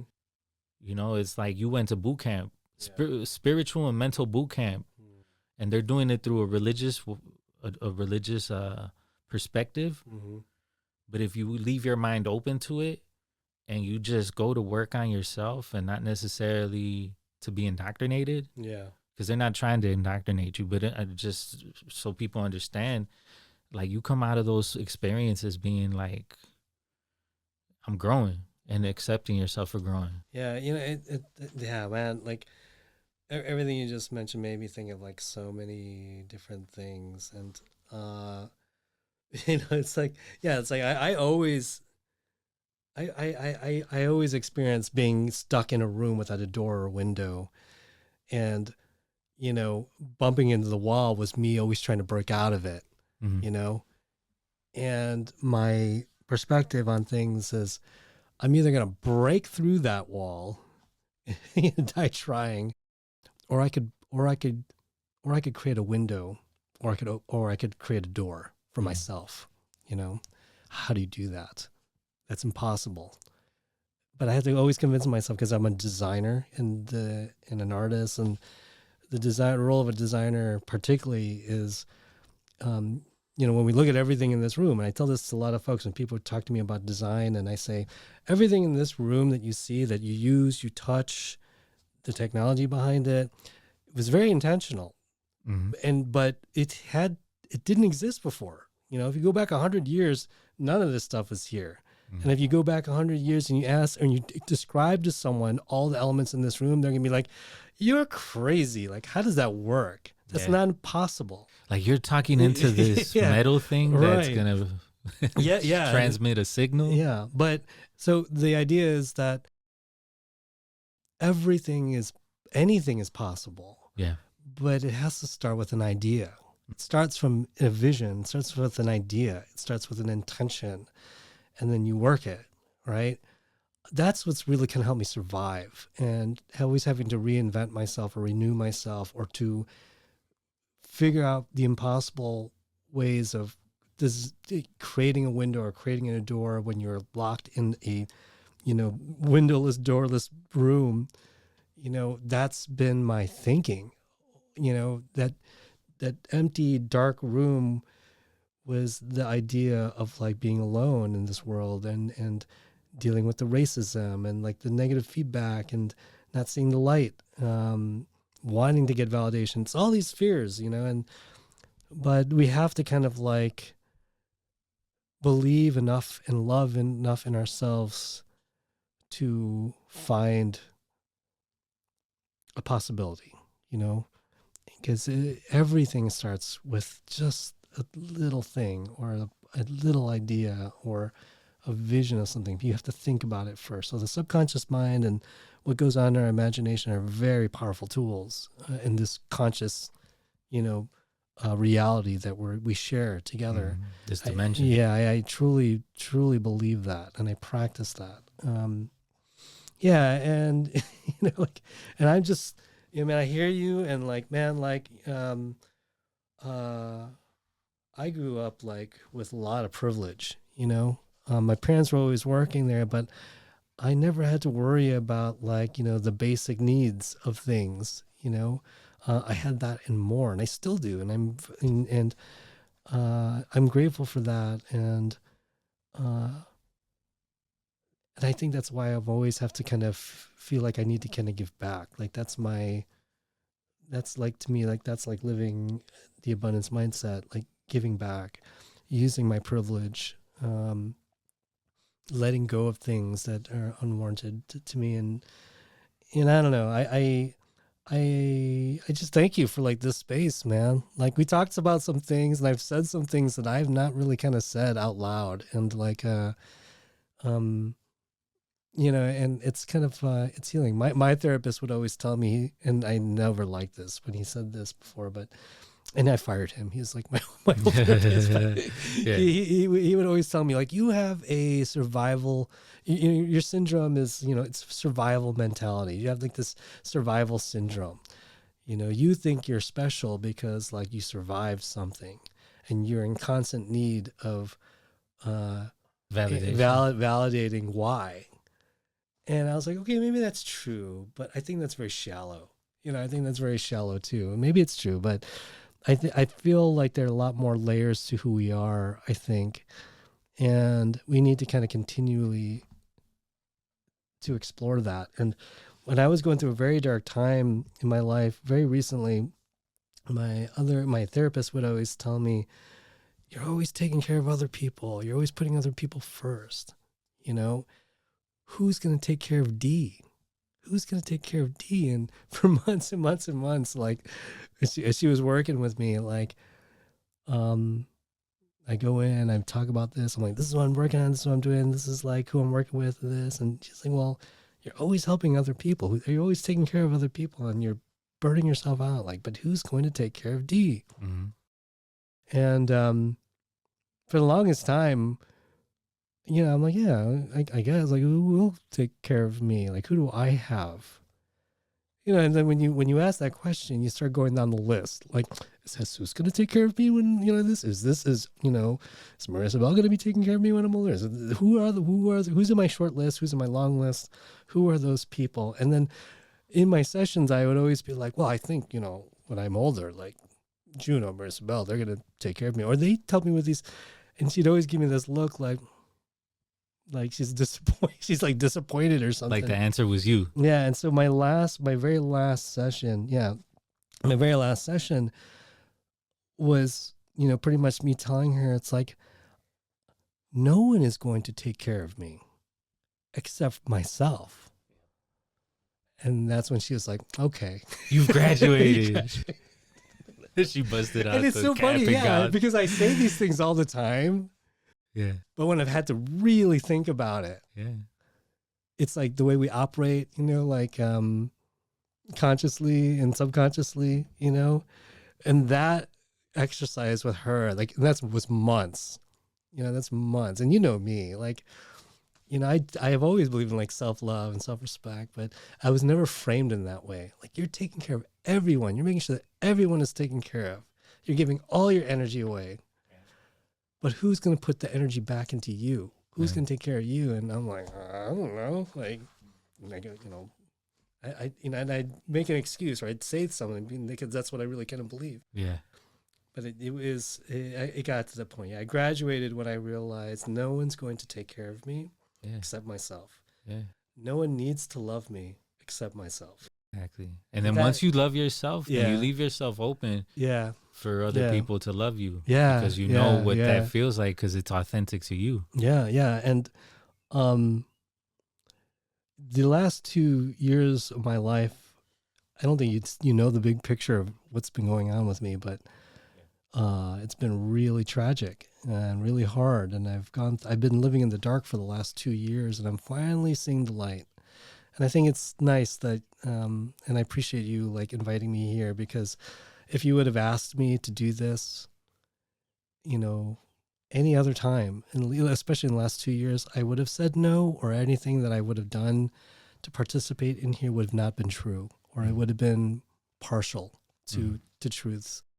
I'm glad you're here, D. Yeah, I'm glad here, and I appreciate you, and I thank you so much for having me here. But that's just a lesson, and that's the one thing I'm working on right now, is to revisit that. And because I have a lot of love to give, man. Like, I love people. Like, I love the people. I love people. And I love myself, But now I'm much more self-aware and self-conscious about that love and where it comes from, and how I'm going to use it to take care of myself and to share it when I can, And that's a truth that was hard to learn, especially when you're in that dark room without a window or a door. I'm at that point right now in my life, after sitting in that dark room, I've just opened the door and I'm looking out. That's where I'm at in my life right now at this very moment. And I've been sitting in the dark. I created the door for myself. I'm opening it. And now I'm just kind of looking at it, and I'm saying, what sort of fear do I bring into this? Yeah. What am I most curious about, what I'll find on the other side? And what will get me excited what will get me excited to get me to walk out that door? That's where I'm at right now in my life. Yeah, I am too. I mean, I'm kind of halfway out. Yeah. And found out that I'm naked. Yeah. It's like, whoa. Like, hold on. We're going to make it happen. We're going to make it work. But yeah, man, like, I think that hearing your story, we're at pivotal moments in our lives where it's just like, it's crazy until it works. Yeah. And so, I wanted to ask you about your open heart surgery. Yeah. I wanted to be more present with you, but, to be transparent, you were kind of like held us back kind of far from you. Oh yeah. Marcos and I and you are really good friends. And so, I kept on calling Marco, and I was just like, Marco, like, what's good, man? Have you talked to D? He's like, no, what's going on? I was like, he's having open heart surgery. He's like, oh, snap. So let me reach out to him. And he was like, I can't. All I'm doing is leaving messages, and hopefully he gets them. And, I personally wanted to be there with you. I wanted to support you, but I also wanted to give you your space because I knew that you were going through one of the hardest fights of your life. Yeah. And I wanted to ask you, like, what did you learn through that experience, and what was that experience like for you?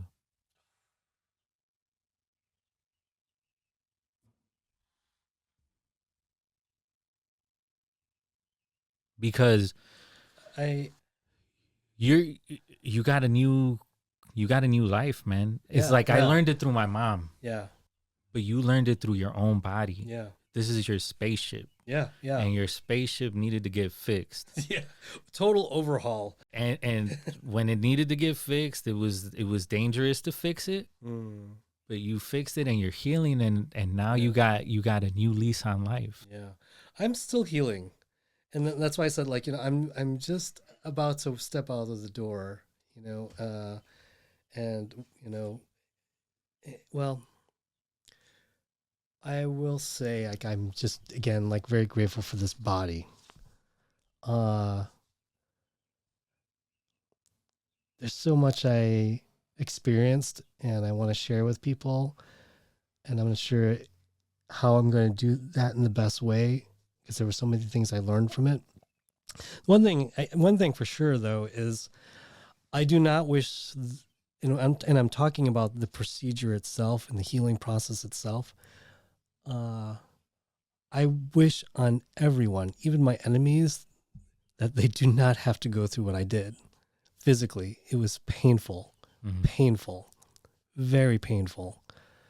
But then again, sometimes what I've also learned is maybe pain is just in here, and our bodies are just so much more resilient and strong.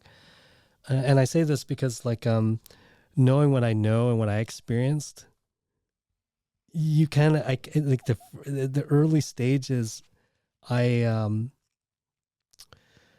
was in so much pain that I was so selfish, meaning my thinking was like, no one can even imagine like the sort of pain that I have right now, or I'm experiencing at this moment.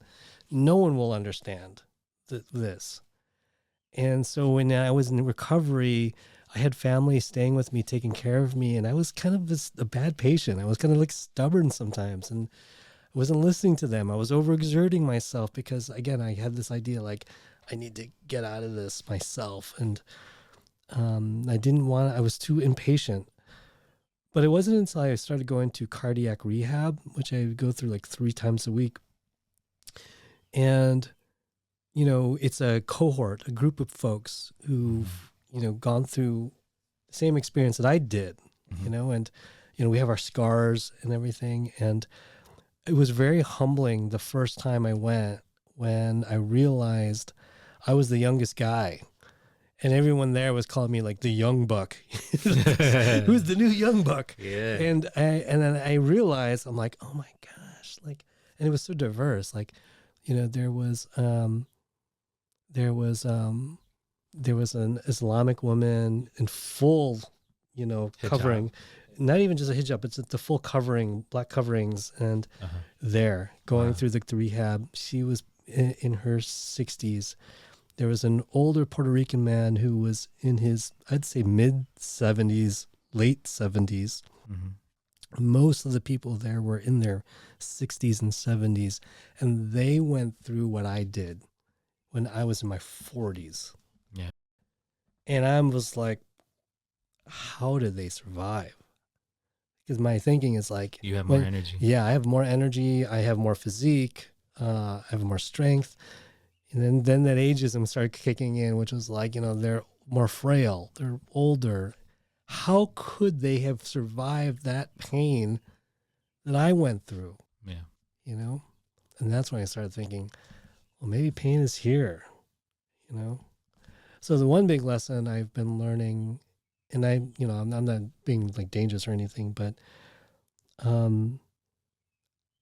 pain is of the mind. And we create it. And I'm not as afraid of pain as I used to be. Like, meaning if I get nothing, if anything happens externally to me on my body, I used to be afraid of, like, the fear was like, don't get shot. It's going to hurt. Don't put your hand in there. Yeah. Now I'm not so much afraid of that.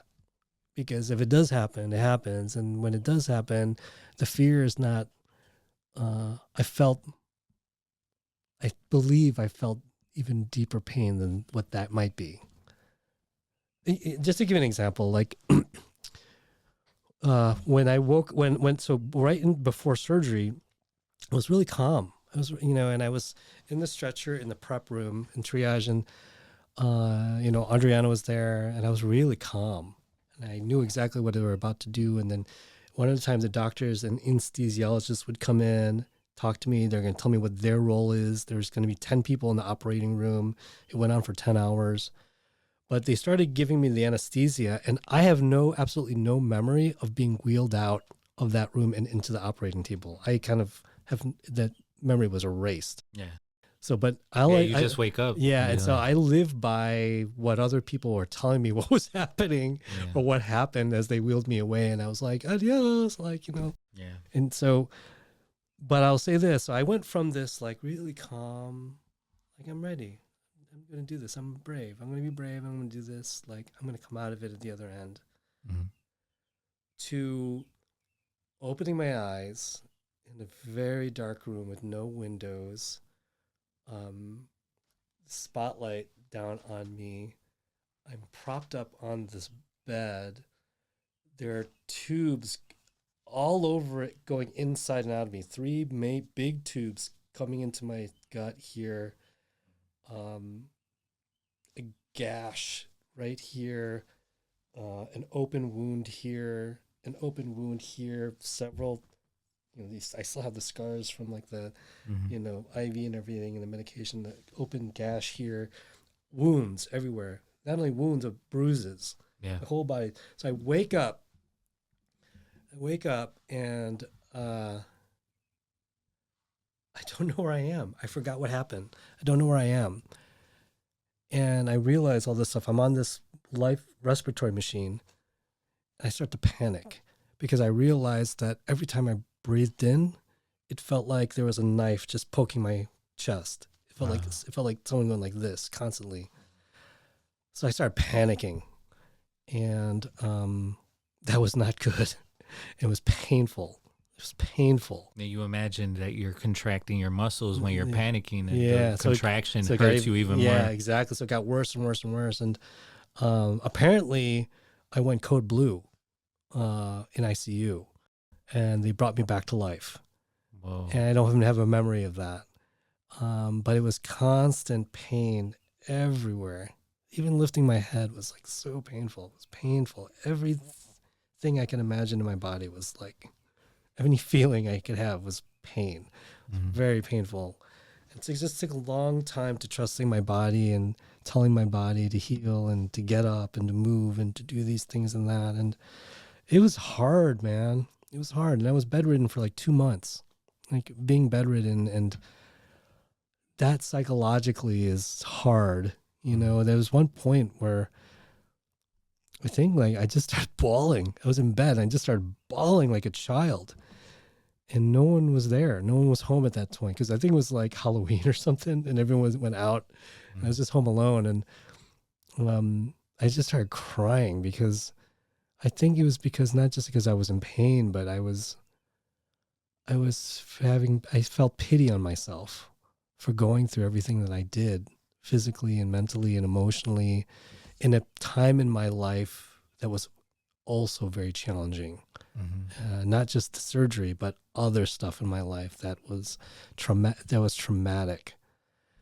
And I just lost it. I just started letting it all out, and then it was me just kind of wanting to believe that I could get through it, and I could create a window and I could create a door, and someday I'm going to walk through it, Yeah. So I'm here now, and I've gotten to that point and I feel a lot better. And I know I was the hermit for a while. I intentionally distanced myself because I needed that. No, yeah. I needed that space to just be internalize things and to heal and rest and remove any sort of, I don't want to say distractions, but remove and conserve my energy is really the more accurate thinking about that. I need to really kind of conserve my energy and be present with others when I know I could be fully present, because I just couldn't. I couldn't be. So it was hard. It was painful. It was hard, and one of the most difficult times in my life. You're a badass though, bro. Yeah, that was the surgery.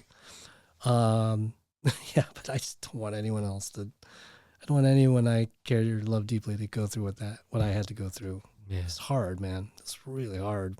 What would you say to Maria Isabel, to Juno, and to your wife Adriana? Because one thing that I've learned through my experience, I've gone through rock bottom, have climbed myself, have helped, or have climbed out of it, have seen hope, have come to terms with myself, been comfortable in my own skin. But one of the things that I realize is the support that I've gotten from the people that are next to me, and so I imagine that Adriana had to have been going through some, just seeing you go through that pain. And what would you tell her about the support and the love that she gives you, or just in general, what would you tell her? It's taking me such a long time because, I'm not going to roll into it, but I have very deep love for the mother of my kids, and for her always being there, undeniably and without question for me when I need someone the most.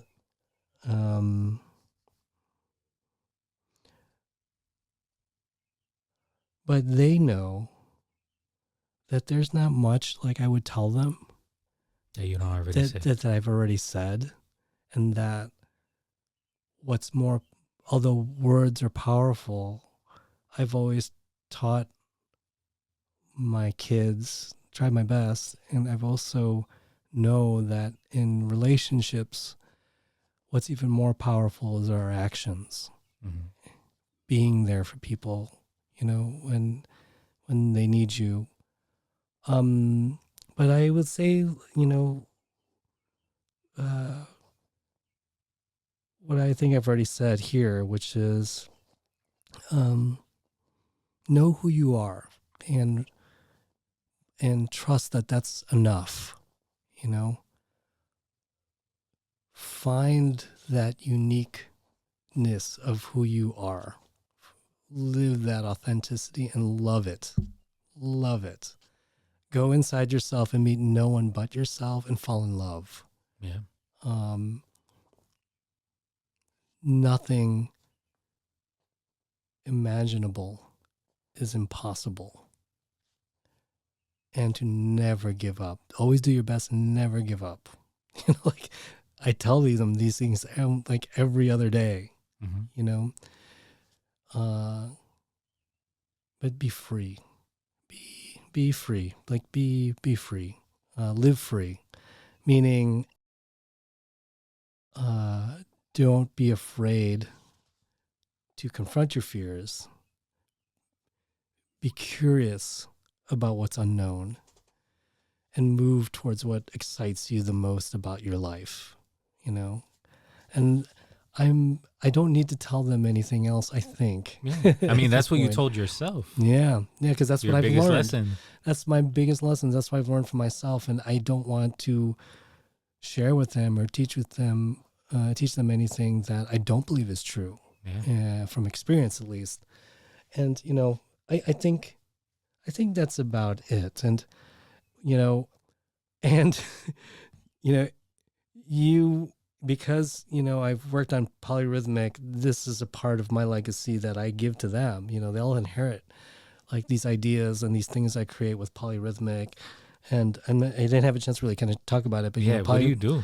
So Polyrhythmic is a design and strategy consultancy and studio. So I'm kind of all about ideas. Like people come to me with an idea or a problem, and I work with them to set intentional solutions to innovate or solve these specific problems through design. And that means a lot of different things, and it is a lot of different things, and it's really kind of particular to my work. So for instance, like right now, I am working with a project I'm working on right now is I'm working with organizers and leaders of community organizing groups right now.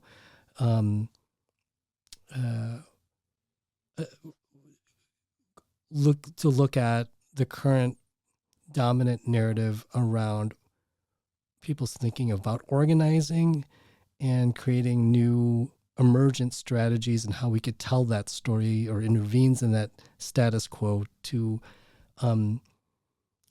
influence people and empower people to support organizing work from the ground up. So that's one set of project I'm working on. I'm working on another project where I'm working with the city on a project where I'm developing the design system of its digital technologies.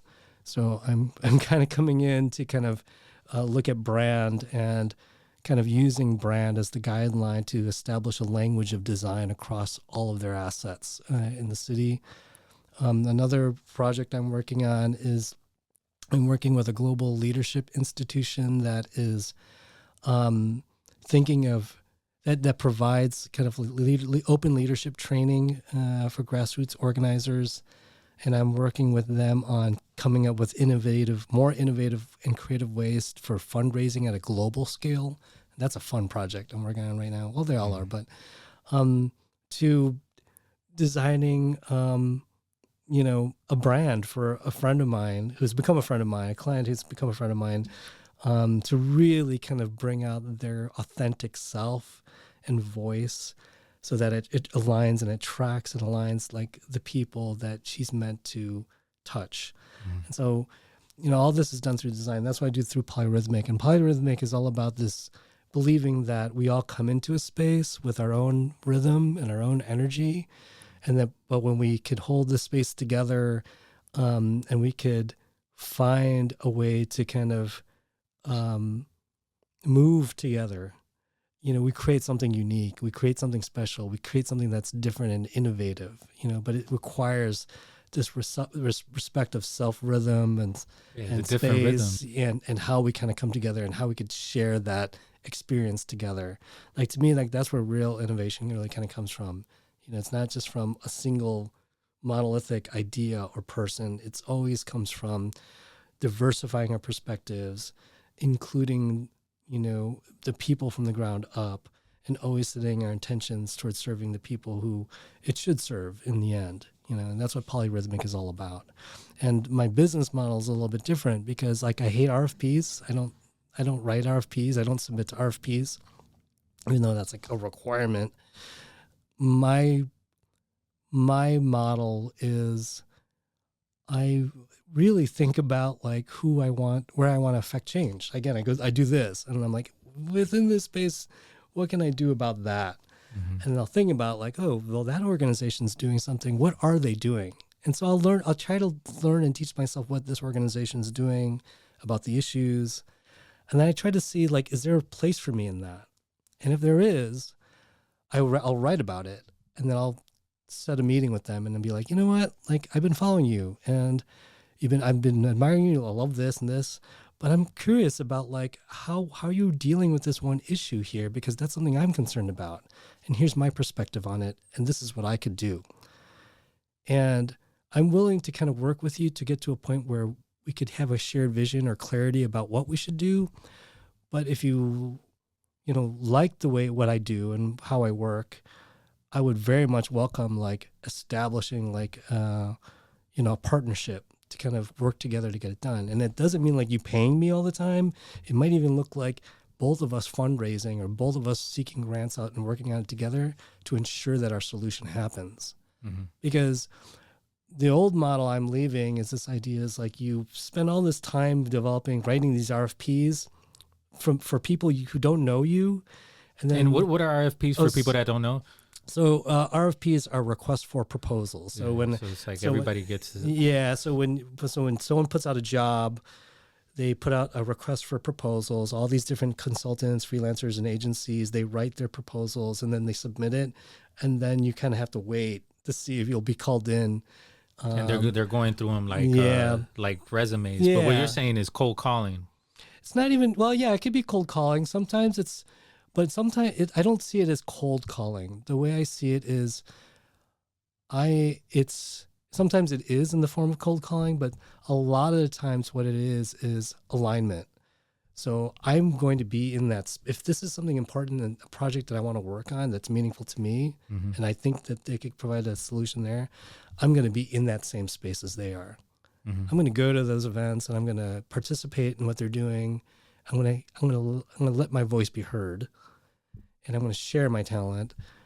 But I want to focus first on the relationship. Sure. That's what I want to be able to do, and it's slow moving. It's very slow moving, but I like that. I'm tired of like fast paced, big money, easy exchange. And there's like there are put on you when it's like that. It's like you're doing me a service. Like it's like a consumer type space when it's just like not a partnership. Not something that everybody can be on board with. Yeah. So now I'm kind of like, take it slow, make it meaningful, develop deep relationships, fight till the end to get to that solution, work together to get the resources, and make sure that everyone is compensated fairly and equally for their time that they put in. That's a new model. I don't know. I haven't really written it down, but it's working for me. Yeah. So what that means is, because my value is understood, I get paid for my real value. Because of that, I get to work less. Because I'm good at it, it takes me less time to do it, and I get paid better because it has high value. That gives me more time to be with my kids and to go to the gym or paint and do the things I love doing. Yeah. And when I can make a little bit more extra, there is something to kind of give back to my community. And it's slow moving. It's small. It's not ambitious at all, except for developing strong relationships with other people. That's the most ambitious thing it can be. But it could be small projects, but it could be huge projects too. So, and I like that. I like moving at that pace at the time of my life now. So that's kind of what I've been doing. And you know what? It ties back to, who's going to take care of you? Yeah, exactly. Yeah. I got to take care of myself. So that's like me standing up for myself. Yeah. Choosing, labor is not, labor wasn't always about, it's not always about money. What's more important about labor and the fight for labor and the value of labor is time. The reason why, when we look at the minimum wage of workers, should always be looked at regarding the 5-day work week. Saturday and Sunday is mine. You can have me these things, but Saturday and Sunday is mine. Fighting for that and fighting for the measurement of the value of your work, the dignity. The dignity, and even beyond like the hourly rate. At this point, I mean, I could talk on for hours because this is a topic and subject and practice I'm exploring right now, because I don't know, I've never done it this way before. And so I'm experimenting and trying to figure out how it works. But so far it's working for me, and I like it. And I think it could be an alternative system to the ideology of capitalism. Exploitation, because the way I see it is, because people ask me like, it's still capitalism, D, because you're living in a capitalist system. So I tell them, okay, if you remove capitalism and replace it with nothing or something else, and if this is what I'm doing, can I still operate in this way? And the answer is yes. Mm-hmm. The answer is yes. I could, whether capitalism exists or if it's socialism or national democratic, whatever it is, whatever the economic system is, I could still operate in a way where I know the value of my worth. And I could go after, be a part of a community that I want to affect change, identify my value and purpose in helping support change, working with the community to identify and establish my value, and ensure that I'm safe, that I can live a life where I'm safe and secure. Like, I'm exploring those ideas right now. That's beautiful, man. That's what I'm most curious about. And that's how I was able to sustain myself for the last year, actually. Like, I left like Lamb Red and with not a job or an idea about what it is I was going to do. Mm-hmm. And I've always had my business partner do all the business workings because I was more about, the design and the projects, But now I'm forced to design my business. And so that's all I know.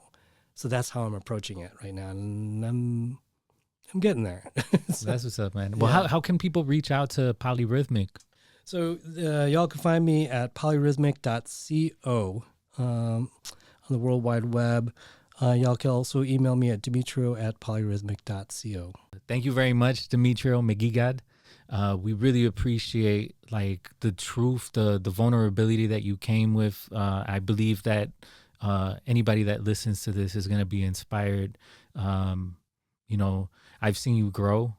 I'm really proud of you.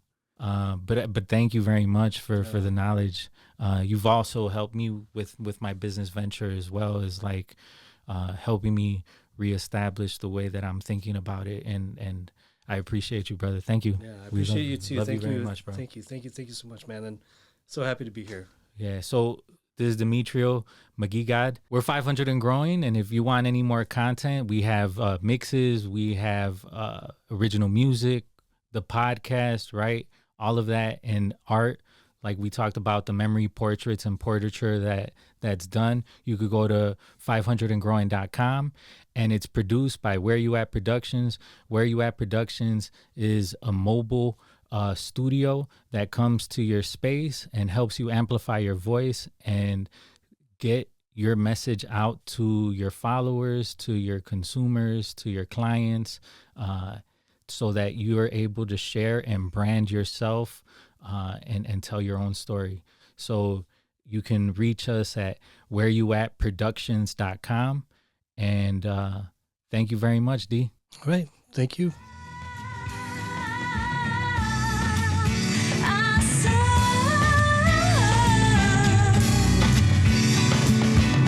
Fight the AFD, that it seems CDC. Push back the US Army, call me. I'll be ready to fight for what's right, to bring solidarity in a hurry. US imperialists killing children that have more capabilities. The cool cats go around killing families. Self-poverty, my name is R-A-N to the D-I-Z-O. From the city of wind, where the wind blows from a whisper to a say free the people. Kick back, lay back.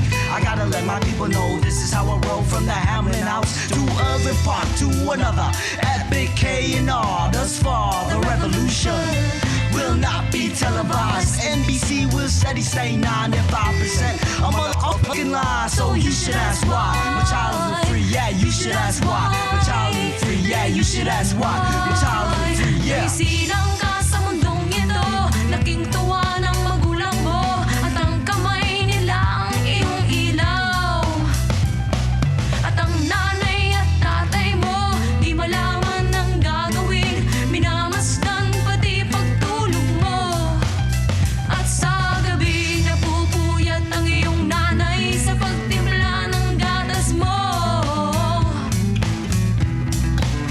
At sa umaga na may galong ka ng iyong amang tuwang-tuwa sa'yo. My child, I said, my child, I said.